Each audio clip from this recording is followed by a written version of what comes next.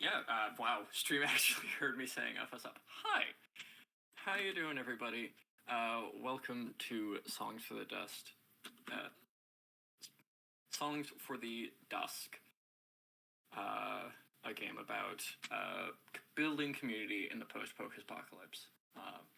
Since this is a one-shot, we will not be doing most of the community building, but we'll still have a good time exploring this world of radiant ruins together. Before we begin, I would like to shout out our our charity, Trans Lifeline. Trans Lifeline connects trans people to the community support and resources that we need to survive and thrive. They are a charity run for and by trans people. They have a hotline active in the United States and Canada. There is a donation link in the chat if you haven't seen it yet, and I'm a little surprised if you haven't seen it yet because the stream is almost over. We have raised over $5,000, at least a quarter of which was donated by people named Austin, which is really funny to me. And I'm really excited to be a part of this. Like I said, we're going to be playing Songs for the Dusk. In just a moment, I'm going to let everybody introduce their characters and also themselves. My name is Ghost. You can also call me Quinn today. I go by she pronouns primarily, but you can use whatever you want. I will not judge you based on what you choose, but it will be funny if you choose something more esoteric. We'll just start from the top of the players list and go down. You can introduce yourself, the name of your character, and what playbook you're playing. Hear you very well. Huh. Interesting. You're coming through clearly on my end. Oop. We did a sound check. Here. Discord just doesn't like us. Is that better, Ren? How's that going? Yeah.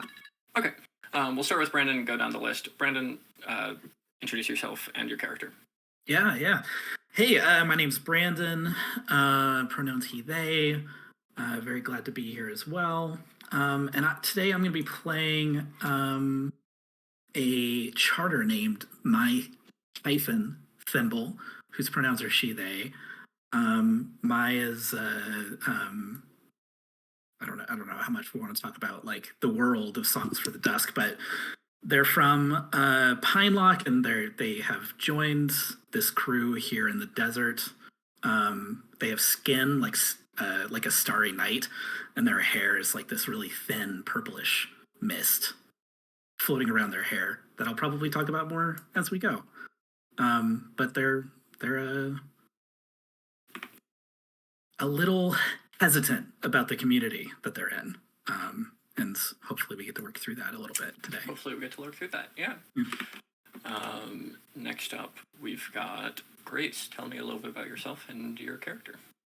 Hi, my name's Grace. I use she, they pronouns, and today I will be playing Epaulette the Scrapper, who is a synthetic being with 1980s shoulder pads and just glitzy reflective bodice.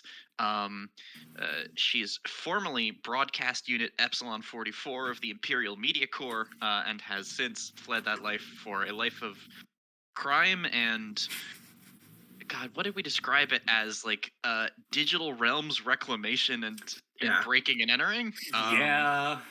What if you could break into a store? What if you could break into the Amazon online storefront? Yeah. And what if the Amazon online storefront has been abandoned for 300 years due to a big ongoing war? That whole jazz. I'm would here be so good. to break into digital spaces, to make them better for other people, to do crime, and to look good while doing it. Yeah. Gumbo, you're up next. Yeah, I'm Gumbo. I use they, them pronouns. You don't need to find me on the internet, but you can find things I've written for my local DSA chapter at redfault.com. And if you are in or near the Austin, Texas area, you should look at the Austin Police Oversight Act campaign. It's my other big soapbox for the day. Oh, excuse me. I am playing Mephronon Gold, the Aegis. Pronouns he, him. He's kind of like the love child of Weaver from Hard Space Shipbreaker and Brasso from Andor, with a little bit of Elliot from Leverage thrown in. Tall, lean, musculature, built from many years of hard work with stained overalls and a bulky reflective heat-proof jacket and these really big gloves that go like halfway up the forearm. And one of them's got like a little plunger looking thing, and both of them have what look like little Iron Man palm like QQs put on the fingertips. Nice. And Mephronon, this community is maybe the first place he's ever felt like a fully whole and recognized person, but can't really figure out why that is. Love that. He's Ian, also you're got a up next. playlist that I will drop in the chat for y'all. Or not be playing on stream, but feel free to listen along. Yeah. Ian, you're up next. Hi, I'm Ian. I use he/him pronouns, and today I will be playing Null Set Octet, who is the Kestrel. They use they/them pronouns. They are a synthetic person with a slender chassis and digitigrade legs. And I think most importantly, I wear a very nice indigo cloak. I'm from this community. This community is kind of the only place I've ever lived. It's my home. So, yeah, that's why I'm here. I love a good indigo cloak. I have a woolen one hanging up in my closet right now. Cool. Yeah, Ren, tell me about yourself. Okay, yeah, I'm Ren, pronouns they, them. Like, I'll be playing Zira, who is witch. They have like scales with like the dark brown, with the very dark brown and tan pattern that like Gila monsters have. They have a cactus wren familiar that I haven't actually named yet. I didn't get a chance to name that. I ran out of time. But I think that Zira is also from the community. Mm-hmm. Yeah, we've got a great cast of characters. I'm very excited for this. I forgot to mention Mephronon Gold is from a settlement called Moistburg. No. Why? It's Why not are on you any doing map this to me? anymore, but yeah, that's where he was born. It's in his heart. We were just talking about how the street magic game went like this. Don't do this to me. This place is already called Mina's Tacos. We can't do this again. Okay.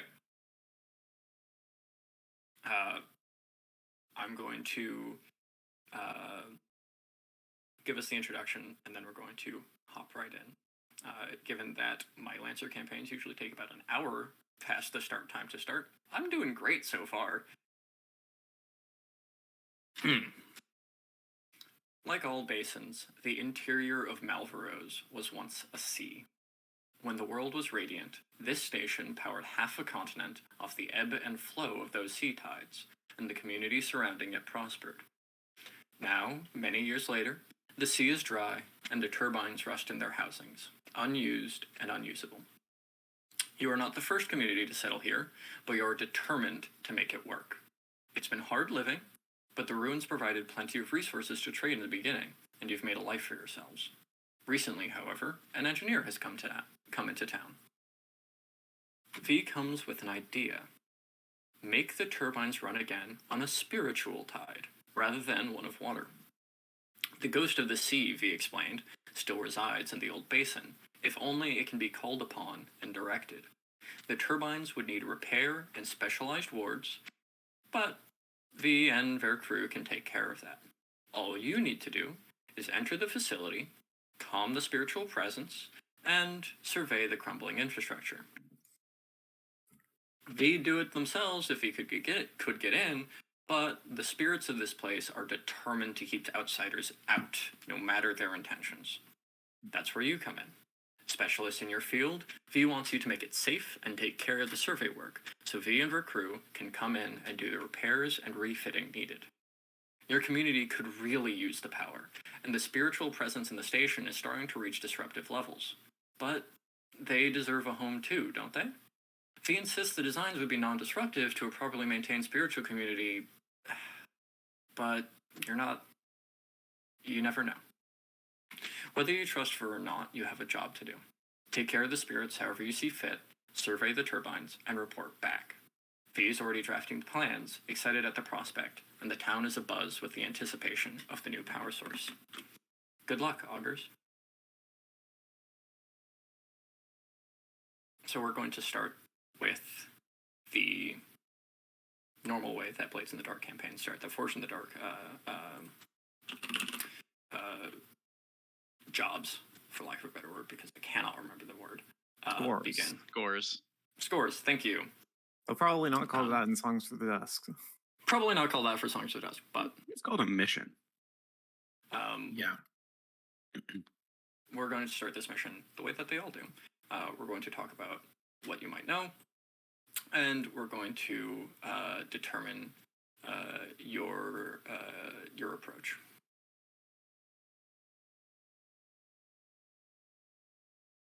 So right now, all you know about this place is what I've told you. The title plant is set a bit away from the community and is not somewhere that people really go anymore. In the beginning, it used to be somewhere that you could sort of dive into and explore and maybe take a little bit of the less consequential tech. But even then, the spiritual presence was still pretty high. This is why you have this map in front of you. You've been provided a map of this place, so you won't get lost. But it's been a long while since anybody's ever been in it. A thing that occurs to me is this related to the spirit that we're connected to? Probably not. Okay. Probably not. This is it. The reason that it's been so hard to get into this place is because the spirits here tend to be more animalistic, tend to be closer to beings of instinct than reason, and they tend to have increasingly become territorial as time went on. And like I said, that presence has been ramping up as time goes on. So a big part of this mission will be getting in, and regardless of if the spirit's intentions are good or not, they will be an obstacle to deal with. You'll notice that there are two mission clocks for this mission. There is an 8-step clock for clearing the spirits, whatever that looks like for you, and there's a 6-step clock for actually surveying the plant and getting the information that the engineer needs to get the repair started. Do we have a sense of how long it was since the last time this place was inhabited? Not since the Radiant Age. Nobody's lived here since. Nobody's lived in the title plant since the Radiant Age. People have lived in the space that your community currently occupies before, but the title plant has been mostly untouched. Generations, at the very least. Yeah. What's the surrounding terrain like around the title plant? So the title plant sort of rests on a cliff. The cliff goes directly into the basin, which is this massive salt basin that used to be ocean way back in the Radiant Age. The turbine housing itself goes all the way through the cliff, but the facility is just perched on the edge right above the turbine itself.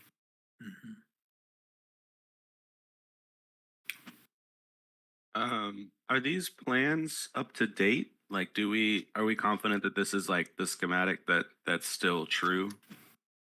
Yeah. This plan was made when the community was new, and there haven't been like any major seismic events since then, so none of that layout's changed. As augurs, as sort of experts in both science and spirit, you're probably aware that places like this with really high spiritual presence can get a little weird topologically. So it might be a little weirder when you go in, but if reality stays stable, this is what it's going to look like.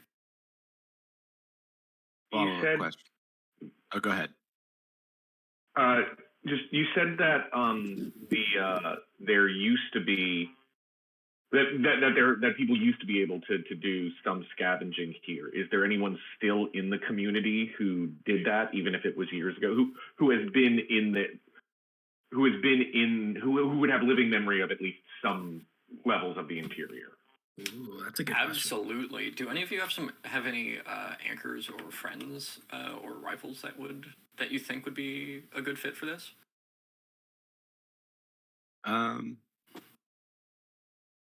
One of my friends is Tyr, a pre-cataclysm AI. Tyr might have a decent idea. Might be able to. Might not impart have some been the information. system that Tyr was involved in, but it wouldn't be hard to. Yeah, they're see old. Something about that.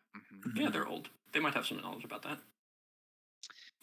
I think Tyr is living kind of distributed, but if you want to get in touch, there's what's essentially like a cobbled together server rack made from mismatched components where you can input requests, and Tyr is infrequently enough in that space that you could kind of get in touch. That's fun. Yeah, that's great. Tyr, what's one of Tyr's symbols? I'm thinking of the god now. I'm thinking of one of the gods. What is Tyr's symbol? Tyr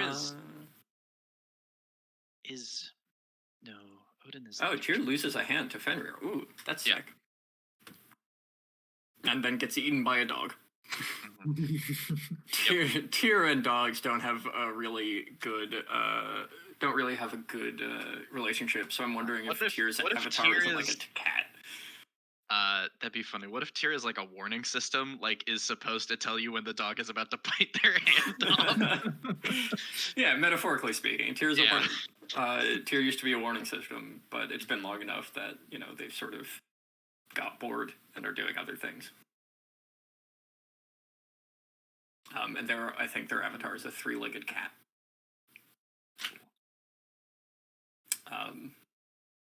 So yeah, what do you want to know from Tyr?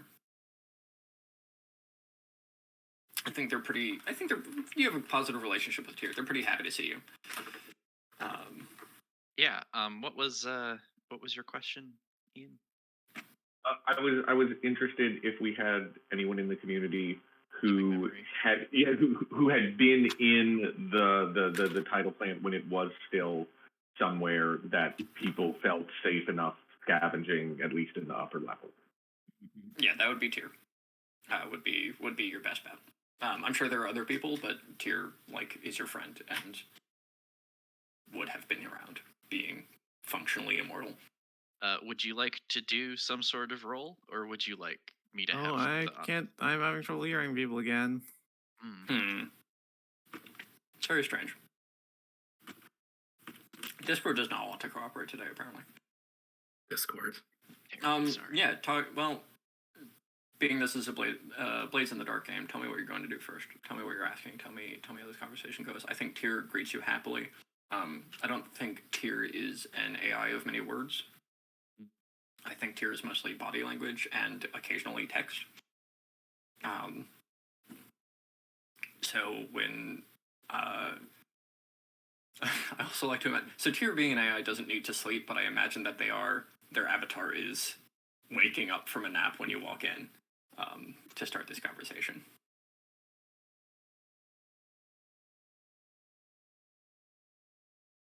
Dear buddy, how have you been finding things lately? It just sort of paces the screen, kind of tilting a paw back and forth, like a human might, to say, kind of all right. And then just tilts their head 45 degrees to ask you what's up.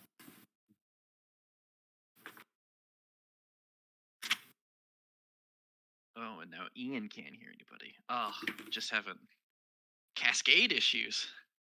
Roll20 is I'm back. Roll20. Discord is a stable and functional program.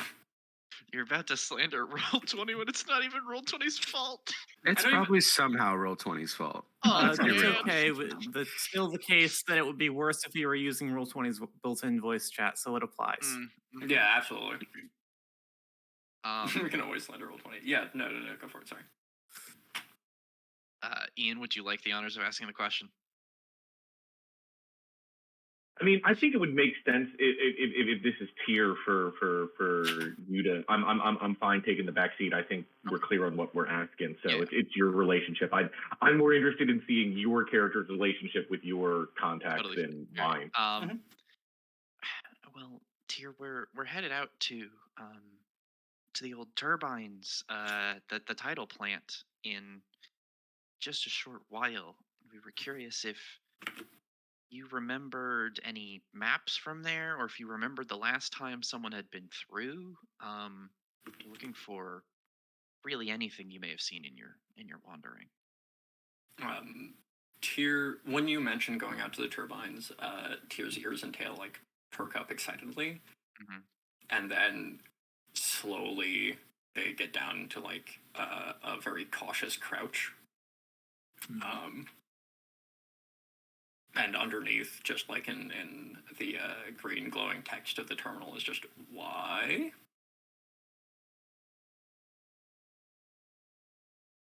We have reason to believe that we could make the space livable for us and for the spirits that are currently there. We think enough time has passed.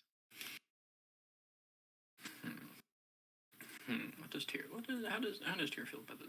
Tyr feels bad about this.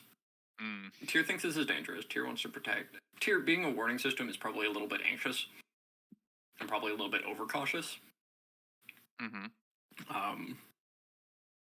So I think Tyr starts pacing the screen again, thinking about it, and then you know the Pelicos in Monster Hunter? Yeah. Sits up kind of like one of them, and tries to cross their arms, but of course only has one arm, being three-legged.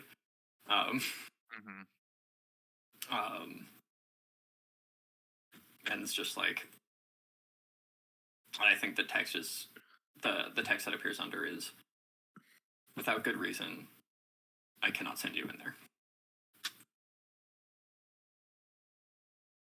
Tyr is asking you for some assurance that you'll be safe, or something to soothe their anxiety about this. Whatever that might look like. Whether that is a show of force, or like proof that you can be safe, or whatever. Miffernon Gold's going to be there. Oh, yeah.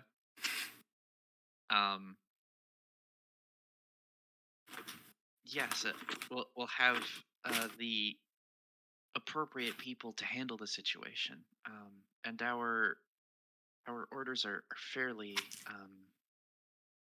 limited in scope. I will produce for Tyr a copy of the specific objectives so that Tyr can see this is a scouting mission and we are here to help with the spirits, but like we are not here on a conquest or anything like that.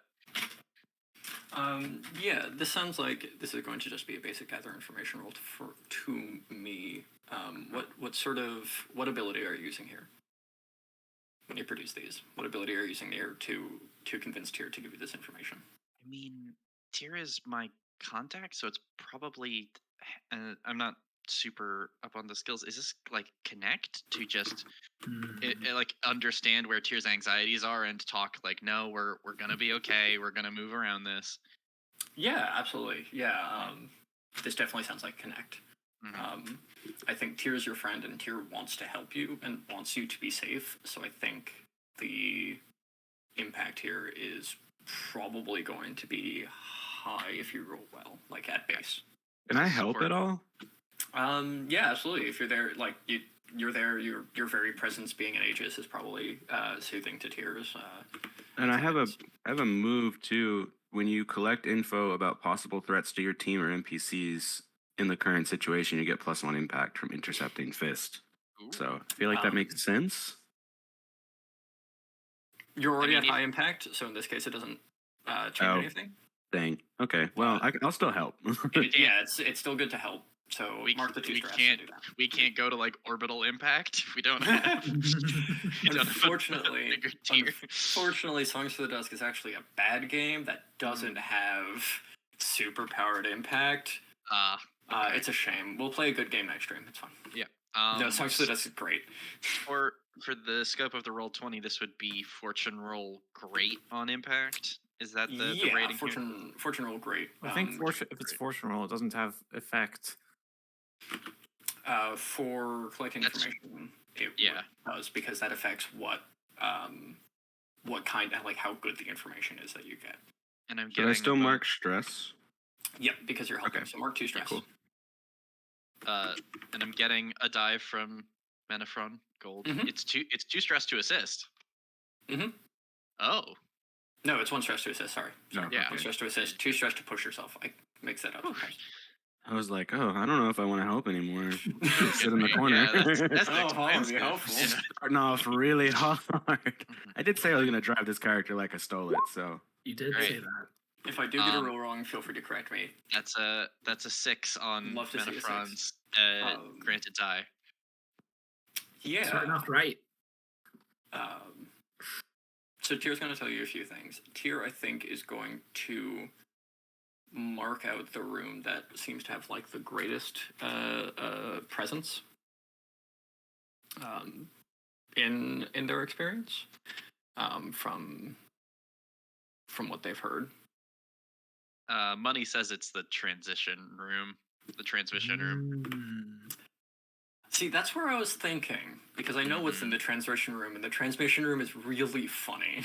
Yeah. Uh-huh. Right. But actually, I think it's in the break room. Ooh. That's fun. Oh. Interesting. Okay, can we doodle something on the Yep. on the I've roll doodled 20 a little to- S in the break room. Tyr's also going to warn you, as part of this. You also get to ask follow-up questions, by the way, for any of this information that I give you, considering that this was a high roll, so feel free to ask a couple follow-up questions.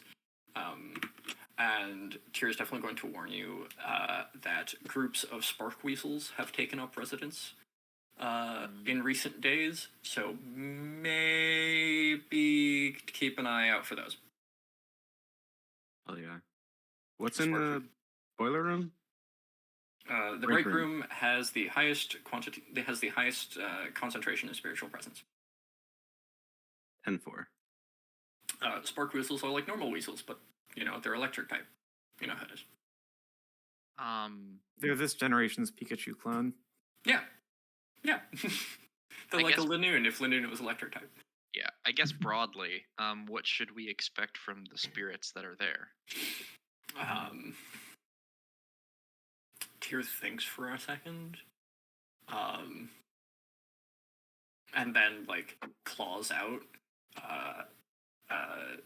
a piece of like cotton fabric padding or something appears in the next to the avatar, and Tyr just like scratches through it, and is essentially trying to get across to you that the spirits are going to be. The spirits aren't going to be pulling punches. Even if it's for a good cause, you are essentially walking into their house, and they're not happy about it.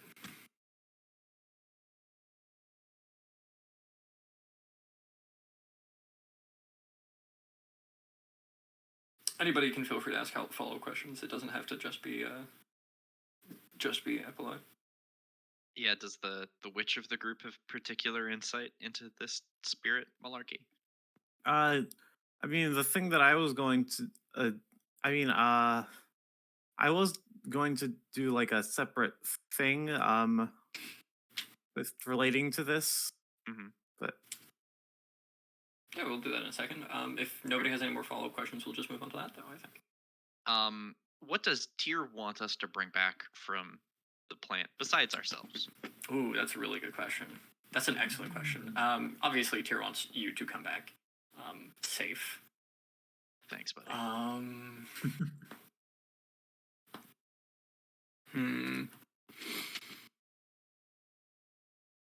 What does Tyr want you to bring back?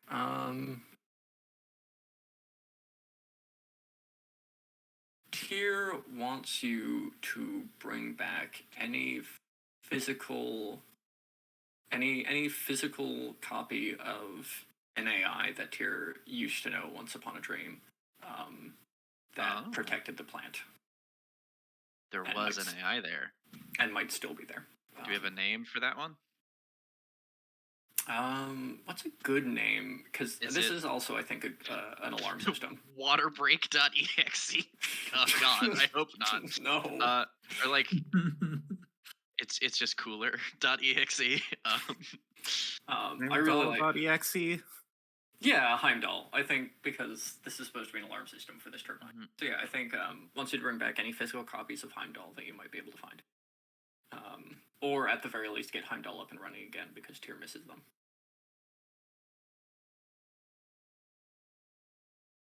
So if you want to do that, Tyr would greatly appreciate it. I had other prep in mind, but I think that's it for me.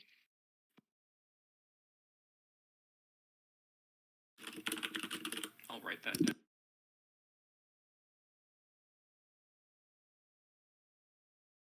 Okay.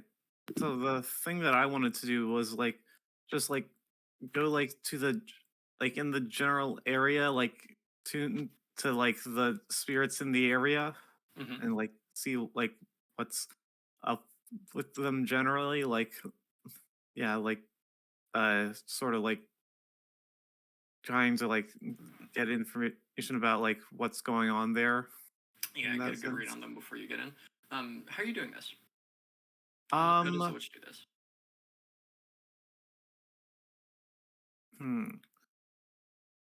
I think it's like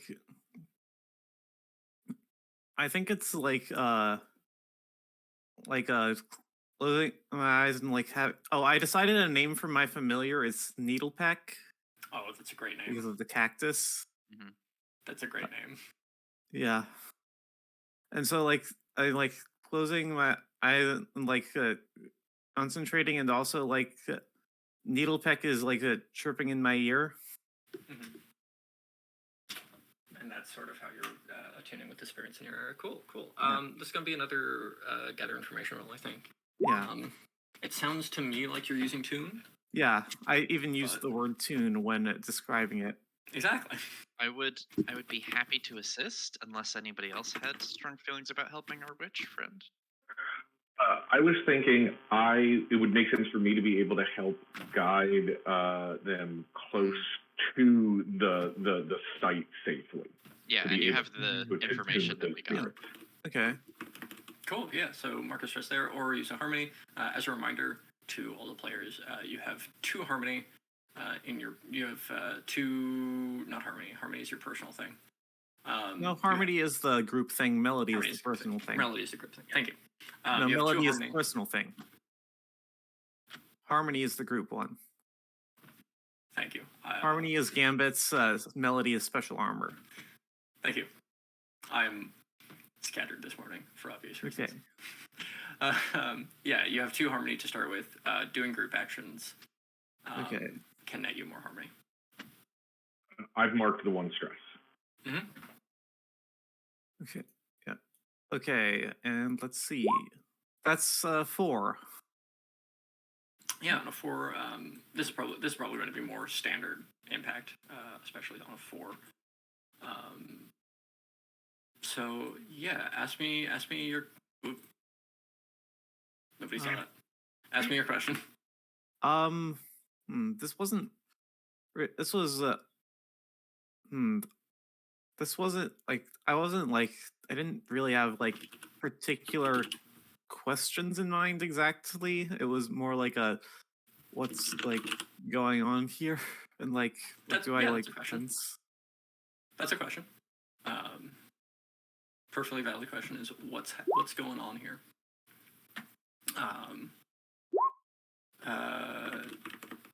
So what is going on here is that I would love to keep chatter, by the way, in the Discord server just to not distract the stream. What's going on here is basically these spirits have been left to not really fester. I think the first thing that you immediately recognize, being a fellow witch, is that sometime in the distant past, before your community got here, another group of witches tried to do this same thing that you tried to do, that your group is going to be doing. They tried to sort of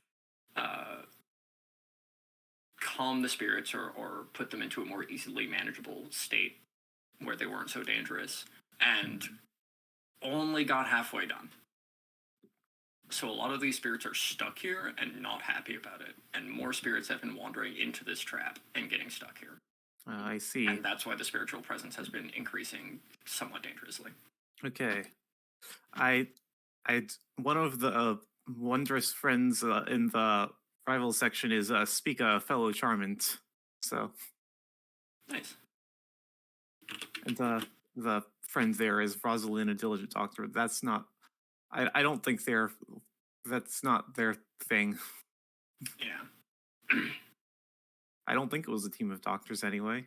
No, it definitely. If anybody would know more about this, it would probably be Speaka. Okay. I don't. One who it's doesn't been like me. It's been long enough that they probably weren't there themselves, but they probably know about it. They might know about it. Okay. Well, they don't like me, so. No. It's doctors without mortals. They consult only on spirit Oh my matters. God. No, that's your crew. Should we start thinking about engagement? I've got a thing that might help us with engagement, Okay. but I think it'd go quick. Yeah. So my being a practical thinker is trying to figure out how we're gonna like easily access the plant. So I'm wondering about like terrain, if there's locks on the doors that we might not be able to get through, that sort of thing. So V's probably the engineer has probably told you about this. Okay. At least a little bit. V mentioned that V had to shatter a window in the uppermost facility to get the drone that they used to sort of take preliminary surveys. So you'll actually see that on the map. One of the windows for the surface facility is shattered. Oh, I see that. Yeah. You also know, especially from the map, that the turbine itself, the actual fan blades, are cut off from the room with the coils in it by a massive metal shutter that would have to be opened from the control room. Or an emergency switch in the observation deck that overlooks the turbine room. So if you do go in through that way, you would have to somehow get through that metal shutter. V would also probably have mentioned, if you asked about for any more detail about like their plans. Yeah. V probably mentioned that V doesn't really need you to keep everything intact as long as you don't blow anything up, and also make a note of what needs to be fixed. So. Got it. A little bit of collateral damage is okay. Good to know.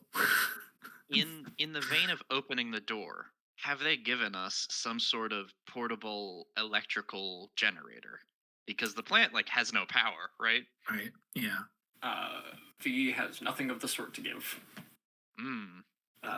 V came at the head. V came alone, but has a crew and supplies somewhere else that V will call upon and give them a list once you guys get your job done. Yeah. But V came with some basic supplies, a drone, and something to prove her credentials as an engineer and to prove that they're not an agent of the Red Empire. Right. So it'd be hard for us to get our hands on one. We'll have to see what the situation is on the ground. Yeah, your community is prosperity 0. There's not a lot of electricity to go around. Fair. But we could say we're doing a technical plan and say we're trying to jerry rig something to open the doors. Yeah, absolutely. That's, you could do that's a thing. I like that. You could absolutely go through the turbine room. I didn't draw it on this map because it looked a little clunky and I also ran out of time, but there is a door in the turbine. Actually, it is on the map. It just got cut off by my scan. This here. Yeah, there is a door in the turbine room to get up to the observation deck and into the rest of the facility. The stream cannot see that door, I don't think. Yeah, it's not important. It's at the bottom of the turbine room. Don't worry about it. That door So would probably be locked, but you're good at your jobs. Yeah. That's one option. What would trying to commune with the spirits look like in terms of an engagement? Fun and cool. Fun and cool and good. So, as a reminder to the players in the stream, there are 6 kinds of engagement in Songs for the Dusk version 0.62, which is the one that we were playing. There is battle, which is using violence to attack or defend. The detail that you need to provide to me is the point of attack. There is deception, which is to lure, trick, or manipulate. The detail is the method of deception. Stealth, which is to trespass unseen. The detail is the point of infiltration. Technical, which is to deploy technology or channel transcendent forces. The detail is the technology or technique. Social is negotiate, bargain, or persuade. The detail is the social connection. Or transport, which is carry cargo or people through danger. Detail is the route and the means. I could easily see any of these working except for probably transport, but I have no idea, just because I have no idea how that one would look like. Yeah. Transport, we need to have something to transport. Right. Yeah. Yeah. Yeah, we need to establish a presence, not just like get them through the area. It also feels like, and if I'm wrong here, please let me know. Mhm. But I don't think we're just going to look to go and destroy all the spirits. So battle is probably not what we're doing. Yeah. We're not And- jerks like that, no. Especially since the magic person didn't take the thing that gives them whirling gravitic vortices or whirling fire. I love that. Just about to Eh. say that I was going to take demolition tools too. So never Oh, mind. you don't have to say that. And for Right You you, now. can say that. But And- what you were saying with the going in through charm work and through magic would probably be technical, because that would be channeling transcendent forces to get in. and then I'm guessing it's not deception because we're not looking to lie to the spirits and trick them into leaving the place, right? We're presumably looking to deal honestly with them. Yeah. Yeah, I don't think it's deception. That makes sense to me. Yeah. My thing about like trying to give the doors electricity to get us in would also probably be technical. That would probably also be technical, yeah. It's very interesting to me that technical is both technology and magic. Yeah. That's very cool to Mhm. me. I think that's a really good choice. I like technical because I think we could make an argument for social as far as like making a deal with the spirits, but you're right, Mhm. technical is sort of both we have the spirit connection, but then also just the physical access needs.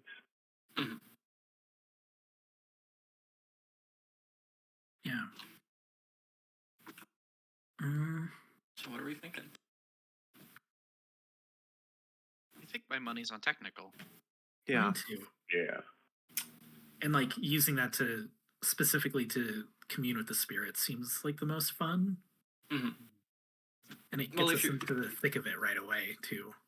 If you're trying to commune with the spirits to like make a deal or to get them to agree to let you in, that sounds more like social to me.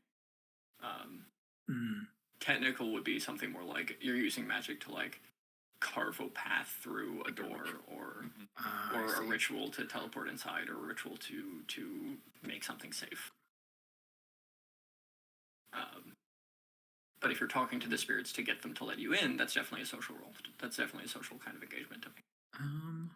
What all does our connection to the spirit mean? You could, yeah, if you want to tap that connection, that would definitely give you a die. That would probably give you a die to this engagement roll.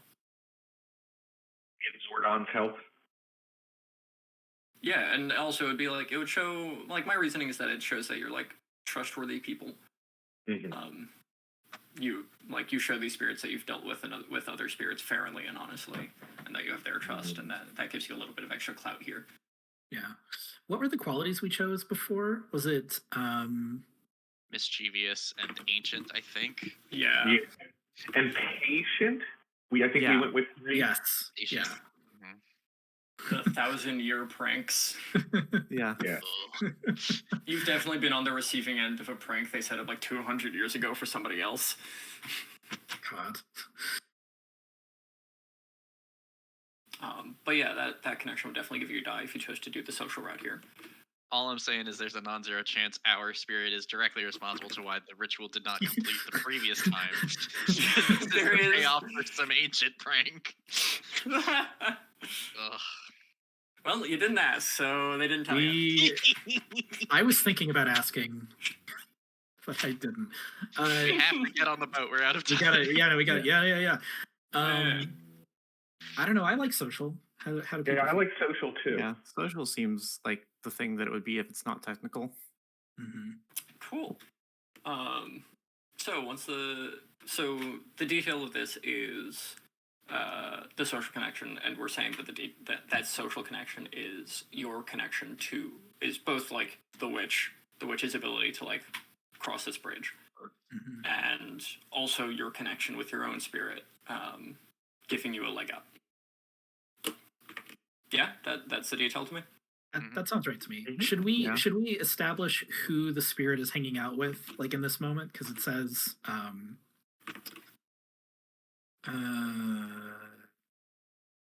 you can always choose to carry your crew's spirit within your own body as a passenger. Ooh, Like, is he's it got a- physically he's got a buddy. here? He's got a buddy. I already have a spirit buddy. I very will good bird. volunteer as tribute. Oh, don't say it like that. Well, I will happily carry our spirit friend with us. You're giving a metaphysical piggyback ride. You know, it'll be fine. Yeah, Yeah, it'll be fine. totally fine. No problem.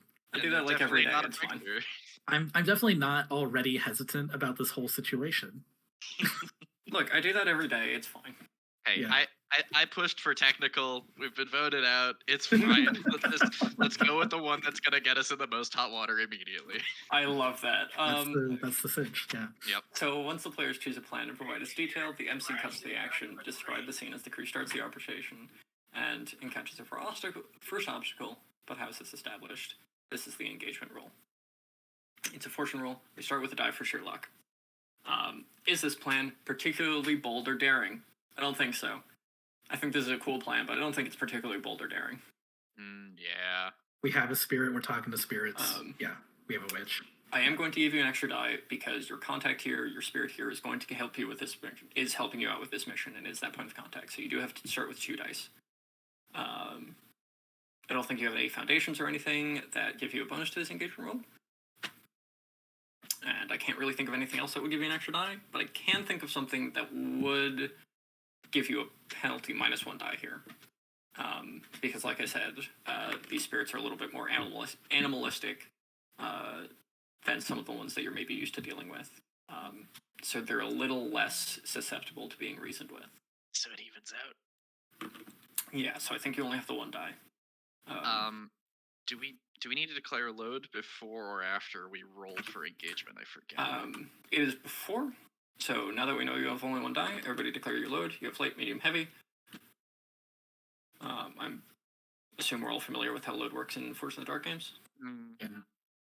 Do we want to just go down the list again? Yep, just go down the list. Tell me your load. Medium load. Medium load.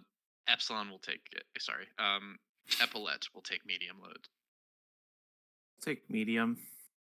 I think you Or just normal. see Mephernon Gold loading racks of grenades into a heatproof jacket. Heavy load. Gotcha. Like a firefighter jacket. Yeah. Yeah, heavy load. Understood. Could Brasso do anything less? No. No. There's a brick in there for sure. Oh, I should mention, I forgot completely to mention, because you said Brasso again, that Mephernon Gold is a rank and file member of the Brotherhood of Radiant Actuators. No. Where the fuck did I put it? Yeah, the Brotherhood of Radiant Alternators, Salvagers, Ship Scrapes, and Oxidizers, Local 27. Or Brasso, So Local 27. You did a good job. You did a great job. Ian, what's your load? I'm taking a light load. Light load, okay. So you have a decent mix of load. Who wants to roll that engagement roll? Hope for a 6. I can do it. Yeah, hope for a 6, buddy. we have a volunteer. All right. Yeah. Okay. So is it just 1 die? It's just 1 die. You have that point of contact, but these spirits are not not super into reason right now. You rolled let's real well see. last time. It's a 4. We'll take a 4. We'll Yeah, take yeah. 4. It's not bad. Yeah, that's not bad. That's a risky. That starts you in a risky position.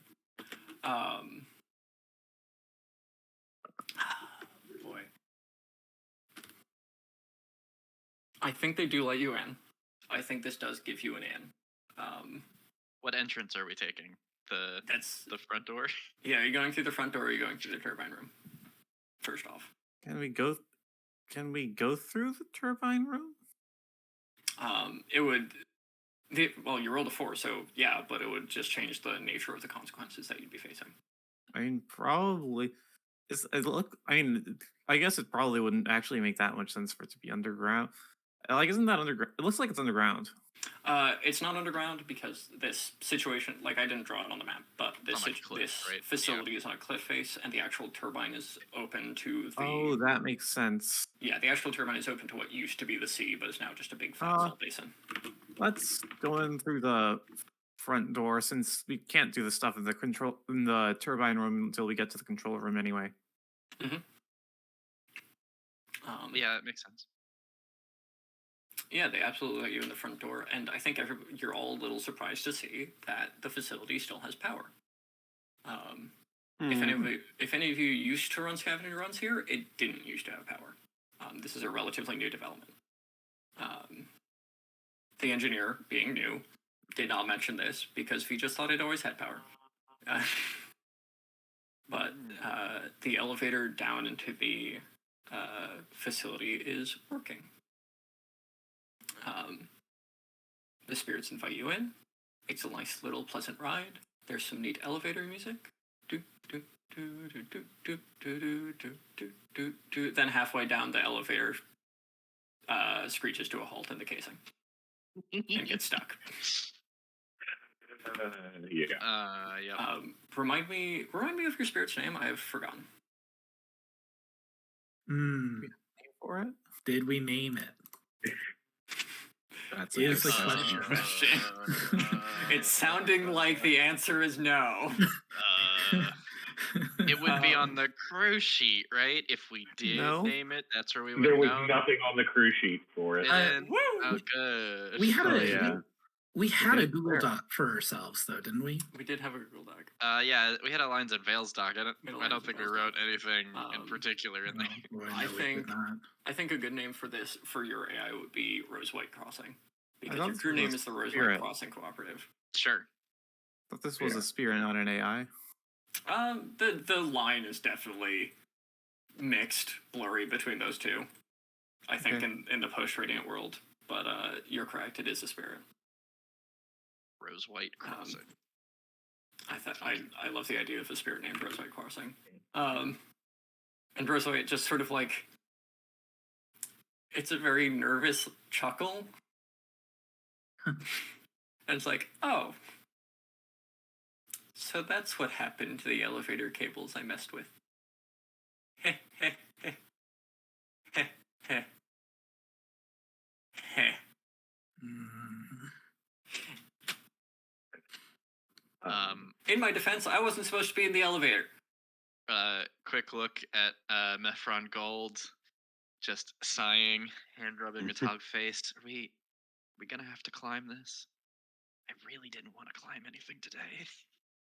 Well, Breaker, looks like you're a bit out of luck. I can get out and take a look, see. Yeah, the emergency hatch opens pretty easily. You can see that the elevator has sort of lodged in its casing diagonally. Okay. And that the elevator cables are just sort of... There's a lot more slack in them than you think that elevator cables should have. Yeah. Not ideal. Not I'll ideal. obviously relay that to everybody else. I think there's also one more thing that you catch, which is I think you catch, because the elevator shaft is pretty dark, I think you catch the glow of sparking eyes that flee into holes in the wall before you come back. Parrots. Gold.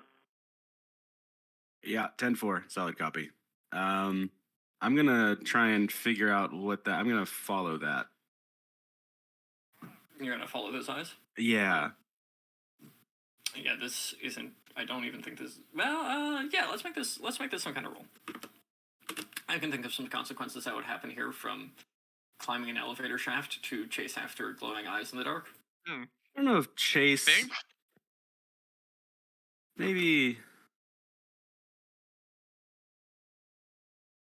Maybe I'll just do a read here.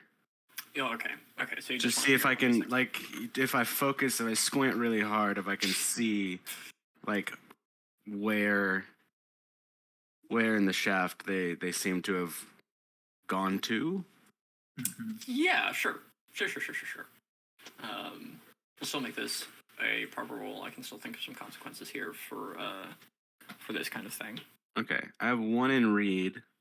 I think because it is dark and you're not using it unless you have like a piece of equipment to light up the shaft, this is probably going to be a limited effect. Okay, I will counter that. Intercepting Fist gives me that collect info +1 impact when I collect info about possible threats. Sure, yeah. So bump it up to standard, risky standard. Yep. How do I? Come on. Oh, I see. I have to click twice. No bonus dice. Oh. Lovely. Oh, good Here going. we go. All right.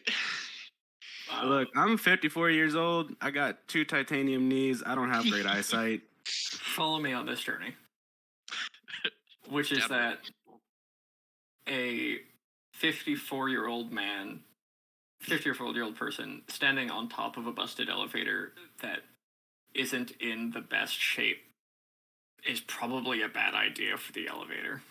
Mm-hmm. Yeah. I am going to answer your question, and then something bad is going to happen to this elevator. Okay. So you want to know what exactly? I was trying to figure out where they were coming from and maybe like how many there are. You have no idea how many there are, but they are coming Great. out of what appear to be burrows in the walls that you catch one running into. And I think that the,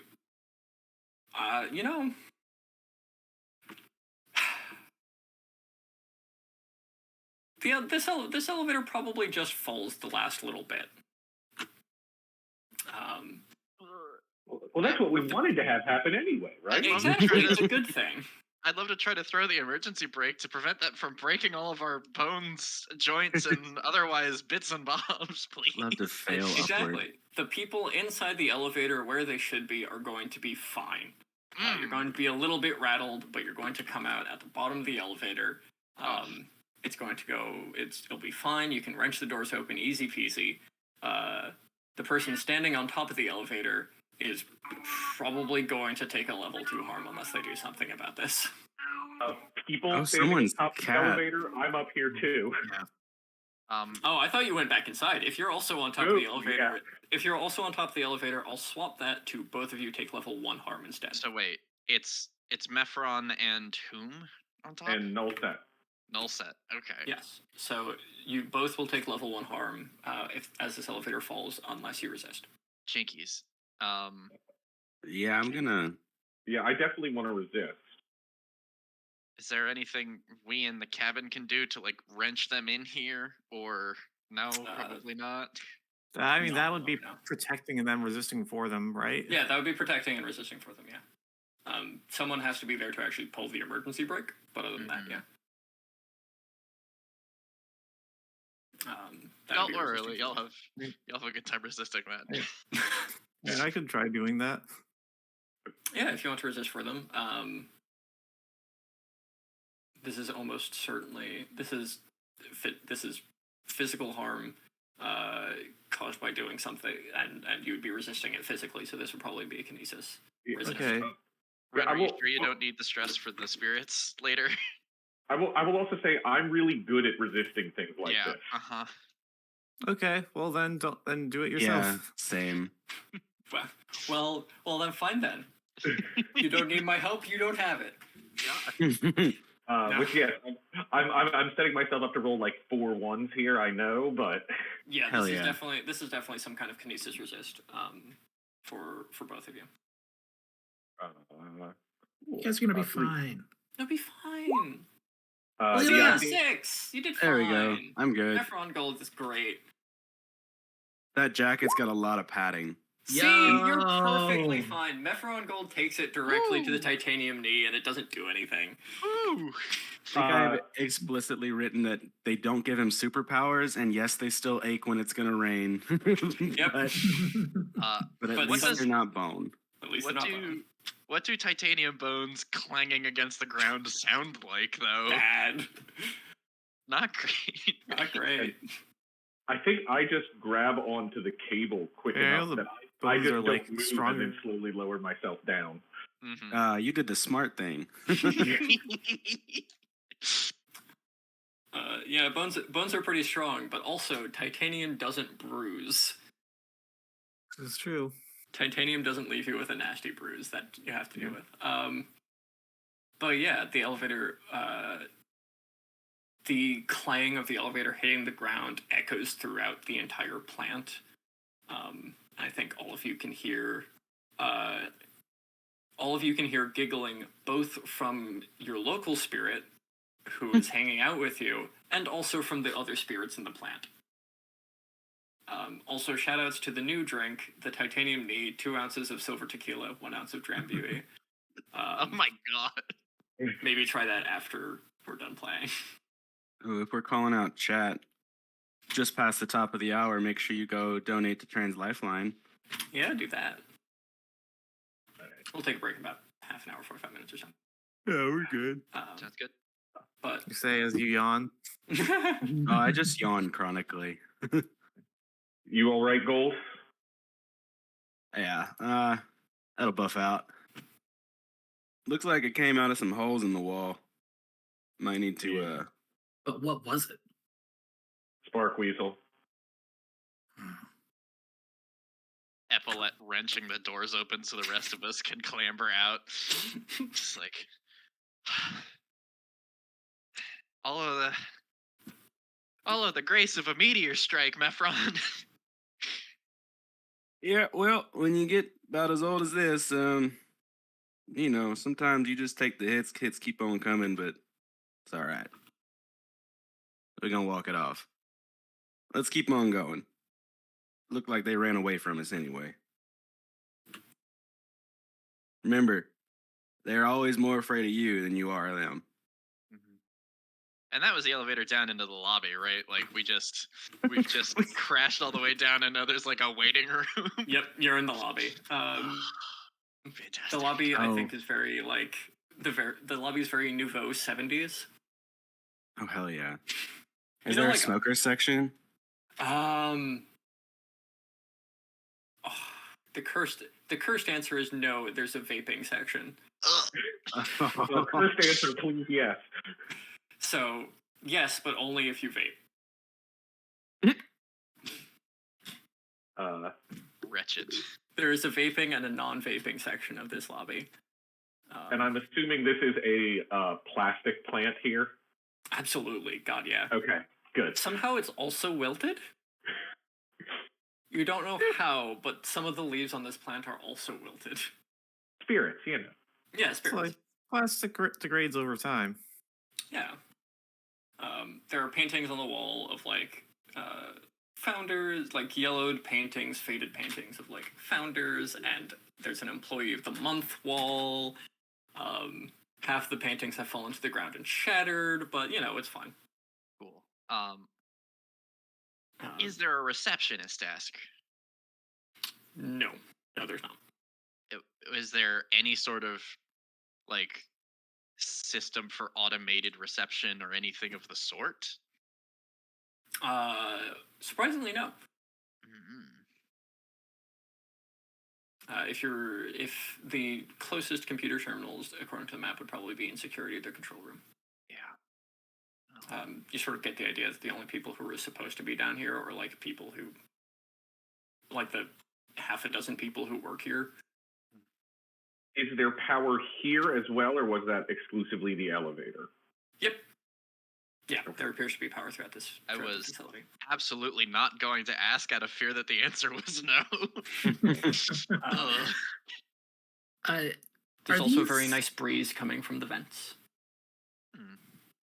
Is this the elevator continuing down, or is this like a ladder? No, there's also a with a little bit of searching.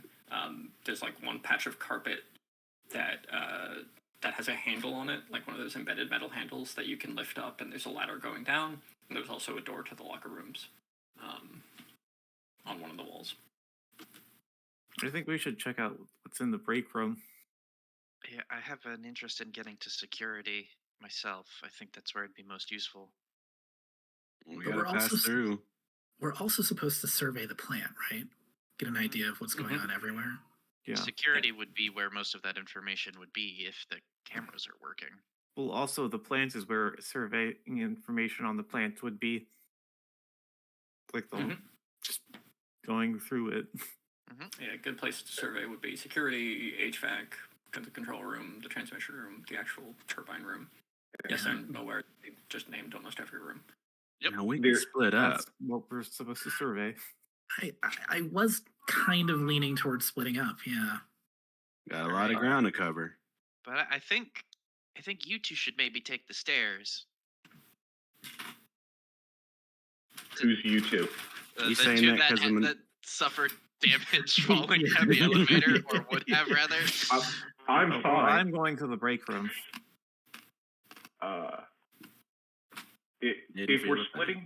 If we're splitting between the two paths here, like maneuvering through an HVAC system to get to a control room is something I'm both good at and good at helping other people with if someone else wants to get to the control room. Yeah, I'm interested in doing that, I think. All right. So I think we're splitting between lockers and HVAC and then pressing out in those two directions. Yeah. We could reconvene in the hallway outside the transmission room. True. I don't think we should open the break room without everybody on staff. That feels like a box of worms, and should have all hands for that one. That's actually a great idea. Yeah, I agree with that, but I think having both security and control room in hand before doing that also makes sense. Yep. Yeah. All right. Yeah. I'll hit So security. we meet back up in security. Sounds good. Solid copy. Okay. Cool. I'm going to follow the HVAC crew first. In that case. Cool. So we pull up the carpet. Yeah, you pull up the carpet. You get down pretty easily. The HVAC room is, unlike the lobby, which is sort of a very naturalistic light because people are supposed to be there. The HVAC room is lit very harshly. Lots of fluorescence, a lot of concrete, a lot of tubes and vents and air conditioning units, pumping air from above ground to below. All seemingly running properly. I don't know how much you know about HVAC without at a glance, to tell at a glance, but it seems to be humming along. Okay. Whether it would continue humming along with a reduced spirit presence is something that you are here to find out. But the HVAC room has this sort of metal catwalk that means you're walking on the catwalk, like a little bit of a raised catwalk instead of the concrete floor. You're probably very thankful for that because the concrete floor is actually filled a few inches deep with some sort of liquid. Something you also notice very quickly. Not water? It's probably water, but it's also dripping from like the air conditioning units and the fans, so it might be coolant, it might be something else. It's some manner of liquid. Barbecue water. And probably don't want to be standing in shallow pools of liquid with spark weasels about. Yeah, I know I'm not there to ask, but is the liquid verdant? Is there anything growing in it? Is it alive? Those are all questions that have different answers. Ooh. Yeah. Great. There is nothing growing in this liquid. It seems to be clear and still. However, if you start walking across this catwalk at all and start making that sort of clack, clack, clack noise that everybody makes walking across catwalks, the liquid itself seems to ripple out from the point of noise and just sort of like get just a little bit higher everywhere there's noise. And seems to be following you through the room. The other ladder in this room is on the other side of the ladder out of this room to the control room is on the other side of the room. You have to traverse this room to get to it. Can I try and guide us in doing so, ideally silently, but if not silently, quietly? Yeah, this is definitely risky. This is definitely going to be something that's going to be difficult. So it's going to have something that is going to have limited effect because the catwalk is naturally a very loud surface to be walking on. I think the Expanse got that sound perfect with like the little click clack of the boots. Yeah. I don't think probably none of you are wearing like metal bottomed boots, but it's still pretty loud. Well, I guess there's no guarantee that the bottoms of my feet are metal necessarily. If the bottoms of your feet are metal, then you're even louder. Yeah, I feel like I would have corrected that at some point along the line of becoming a kestrel. Do you have shoes? Yeah, or I had, carbon fiber soles of my feet installed. Do you have uncomfortably human feet? No, I have very much not human feet, so. Okay, good. One thing I love about Lancer is so many of the mechs have uncomfortably human feet. Oh. Yes. It's great. Are they hairy like hobbit feet or like No, they're just uncomfortably human shaped. It's a lot. like with toes and stuff? Toes and whatnot. Yep, with toes I and think whatnot. it's fucked up that humans have to have toes, honestly. Considering that my toe hurts right now, yes. I agree. Yeah, same. Sorry. Is this a group action for us to Yeah. cross? I I was was group action. trying to lead a group action, yes. Very good. Yeah, this would be a group action led by our good buddy Brandon. You're going to have low impact, and this is going to be risky, unless you can give me some kind of justification that you should up your impact here. I mean, I could take an infiltration kit, but I don't know if that works for both of us if that changes it for a group action or not. I think an infiltration. I'm a fan of the players. I think an infiltration kit would absolutely bump up the effect here. I think an infiltration kit would definitely have just like some sound dampeners for like feetsies, especially if this is a problem that you've had in the past. Not the feetsies. Are we supposed to beat these feetsies in these conditions? Put those rippers away. Oh, And no. And just to clarify, there are actually three of us in HVAC, right? It's Yep. my friend Null and my Yeah, I think that's a good idea. I think using your infiltration kit for an extra for standard effect would be good. Yeah. Then I will mark that. What do we roll in finesse? I was assuming shadow because I was emphasizing wanting to be quiet as part of this. Yeah, so everybody would be rolling shadow here. Apologies to the people on stream. The Roll20 sheet is not necessarily congruous with the current version of the rules, so when we say finesse, we actually mean... I don't remember what we actually mean. Handle. Yeah. Handle. Which is a shame, because I loved finessing wounds. But you can't finesse wounds anymore. Unfortunately not. But you can absolutely shadow across this room to try to make your way across this room. Because of how Force in the Dark works, this would also this would have the effect of putting ticks on the survey of the plant clock. Oh, I forgot we have the clocks that help us know what the fuck we're doing. Thank you. Yeah. This would not do anything to clear any spirit presence in this room, but it would definitely help you survey the plant. Cool. So risky standard from all three of us? Yep, risky standard. For group actions, remember that any failures from your group, including your own, give you 1 point of stress, but you take the highest die among all of you. And one wrinkle on that is I have a move called Coordinated, which Mhm. which says, in part, the leader of a group action doesn't take stress on your behalf if you participate and fail the roll, even Cool. if it's you. I So- also have a move here that impacts this. While we're listing those, I have Mother Duck. When you lead a group Wayfare, Shadow, or Trace action, you take half the stress you normally would, rounded down. Incredible. Perfect. Absolutely incredible. So you're probably not taking stress unless 2 people fail here. Delightful. Okay. 1 in 4 chance of a stress. I have no shadow, so I failed. Well, that's So no not stress true. on me. Coin That's toss. not great. So that's 1 success. That's a 5. Mm-hmm. And we're waiting for 1 more. It sounded like I think it's just the 2 of us here. Oh, it's just a 2 of you? Cool. Yeah. I thought my who friend did- rolled one with you. Who did I have wrong? Oh, Menifron? Yeah, Mephronon Gold Mephronon. took the stairs. Gotcha. Okay. Oh, well, Gotcha. great. Yeah, so you don't take any stress for a number of reasons. For so many reasons, you don't take any stress, and on a 5, so that's a mixed success. On a 5, what can I do to you on a 5? I can do so many things for you on a 5.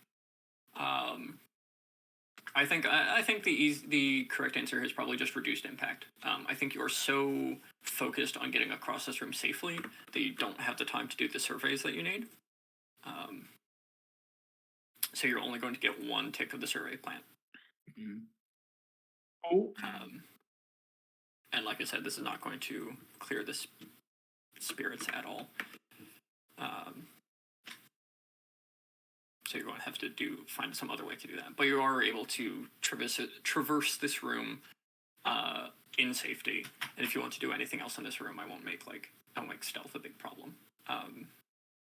I won't make it harder for you because you're not being stealthy. You know what I mean?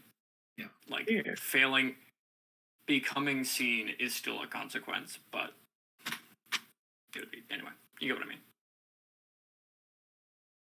Story of my life, becoming seen as a consequence. So now that you've done an action, sort of explored through this HVAC room a little bit. I'll give you the information from the survey of the plant roll. A lot of this HVAC equipment genuinely does seem to be in pretty alright condition. Not a lot of it's been used to have been worn, and it's all pretty sheltered. The most you probably have to do in this room is clear out some of the vents to the upper floor, to the surface.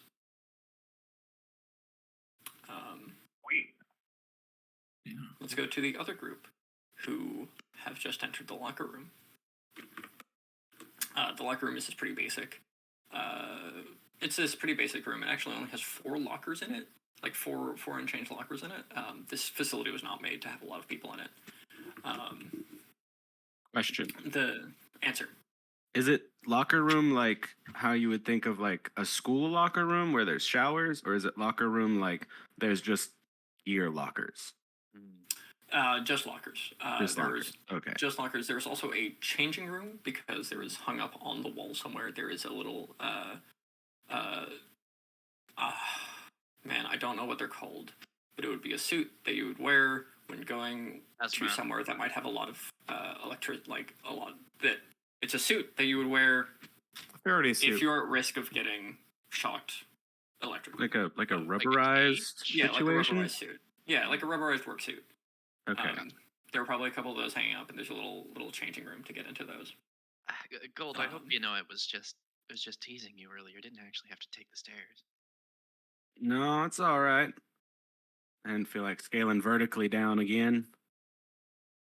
Yeah, me neither.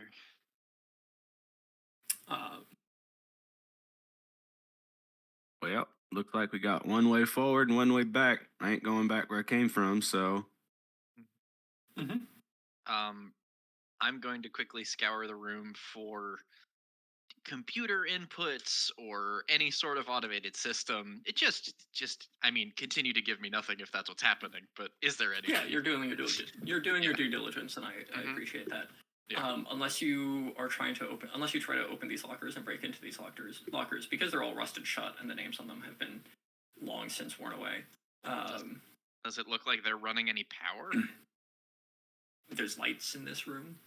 In the lockers, I mean, like, if I broke one open, would I expect a secret computer terminal or something, or are they just, like, it's just stuff?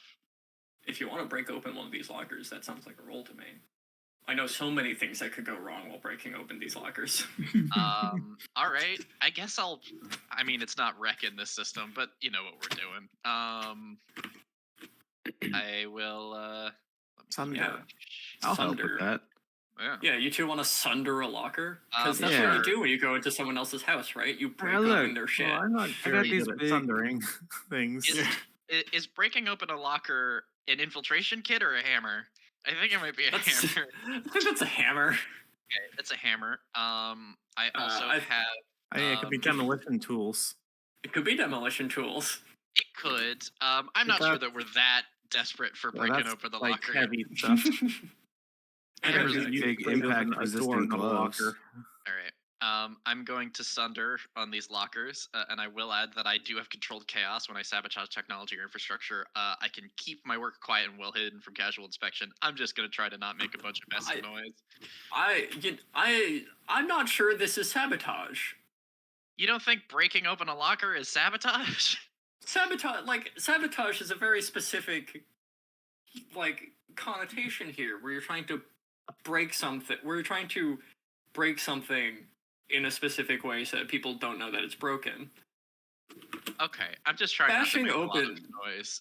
Yeah, trying to actually make a lot of noise in this locker room is very reasonable. Okay. Probably if you're trying not to make a lot of noise. Trying not to make it a lot of noise, I think, will put you at controlled limited instead of risky standard. How's that for you? I'm gonna look over at Mira. Mira? Mira. Zero. Zero. Zira. Sorry, bad with names. They're tethered in the break room, right? Yeah, in the break room. Okay. Fuck, making not a lot of noise. Cool. Position is risky, I presume. Yeah, you're at risky standard. Standard. Help can give you a die or Even bonus with effect. my hammer and my reckless disregard, still at standard. No. The hammer is what's letting you do this in the first place. Yeah. You do have help from your buddy that could give you a die or I'll take the effect. bonus Yeah, die. I actually was going to ask, do you want help, or I think I would be better off waiting to see if I can help stand in, like protect after we get the consequences. You You know can what? also Yeah, spend- I'm doing well on Sunder. I think if you want to hang back, I don't necessarily need the help. If you want to die, I can offer you a Lotus Gambit. What are you thinking? Or Because everybody loves Lotus Gambits. Yeah, We what all do like you, Lotus Gambits here, right? yeah, what do you got in Um, mind? I do like lotus flowers. Do like Lotus Flowers. I look Lotus Pods. Ooh, Lotus Pods. So I haven't made a clock yet for how annoyed the spirits are with you. Ooh, yeah, uh-huh. I haven't made a clock yet for how annoyed the spirits are with you. That's going to be a very small clock because they have a very short temper. Uh-huh. But if you let me make this 4-tick clock and tick it up once, I'll give you an extra die here. Yeah, I think I'd rather spend 2 stress, actually. You sure? Yeah, I'm You pretty sure? certain. 4 steps, 1 down. No, I'm But- all right. What Well, did what did Zero say when you checked in with them? They're chained up in the other room. Uh-huh. Mhm. Is there a way I could tweak this gambit so that you would take it? I don't know, gang. What is it? Is it more in character for me to have reckless disregard and not spend the stress? Maybe it is. Take the Good gambit. character. All right, I'll take the gambit as long as there's no Yes! serious objection. Yeah, sure. Put one on the Look, clock, you it's a maniac. one. It's a one shot. What are you It's a gonna one like? shot. Drive it what's like the you worst stole that could it. happen? Drive Drive it like you it- stole it. Yeah, all right. Drive the one shot like you stole it. Bonus The die worst that could gambit. happen is we all get fried by electric wheels. Mm-hmm. Yeah. Bonus die gambit on roll sunder. That's a 6. See, first- that there we bonus die was go. totally useful. Yeah, You totally needed Both that do it extra free. 3. absolutely. What are you talking about? Yeah, It made me feel better. It did make me feel better. It's a scambit. I like how clean the clocks are. Yeah, these are the sci-fi clocks that go From with the Beam Saber Yeah. Roll20 campaign. I bought Nice. them. Okay.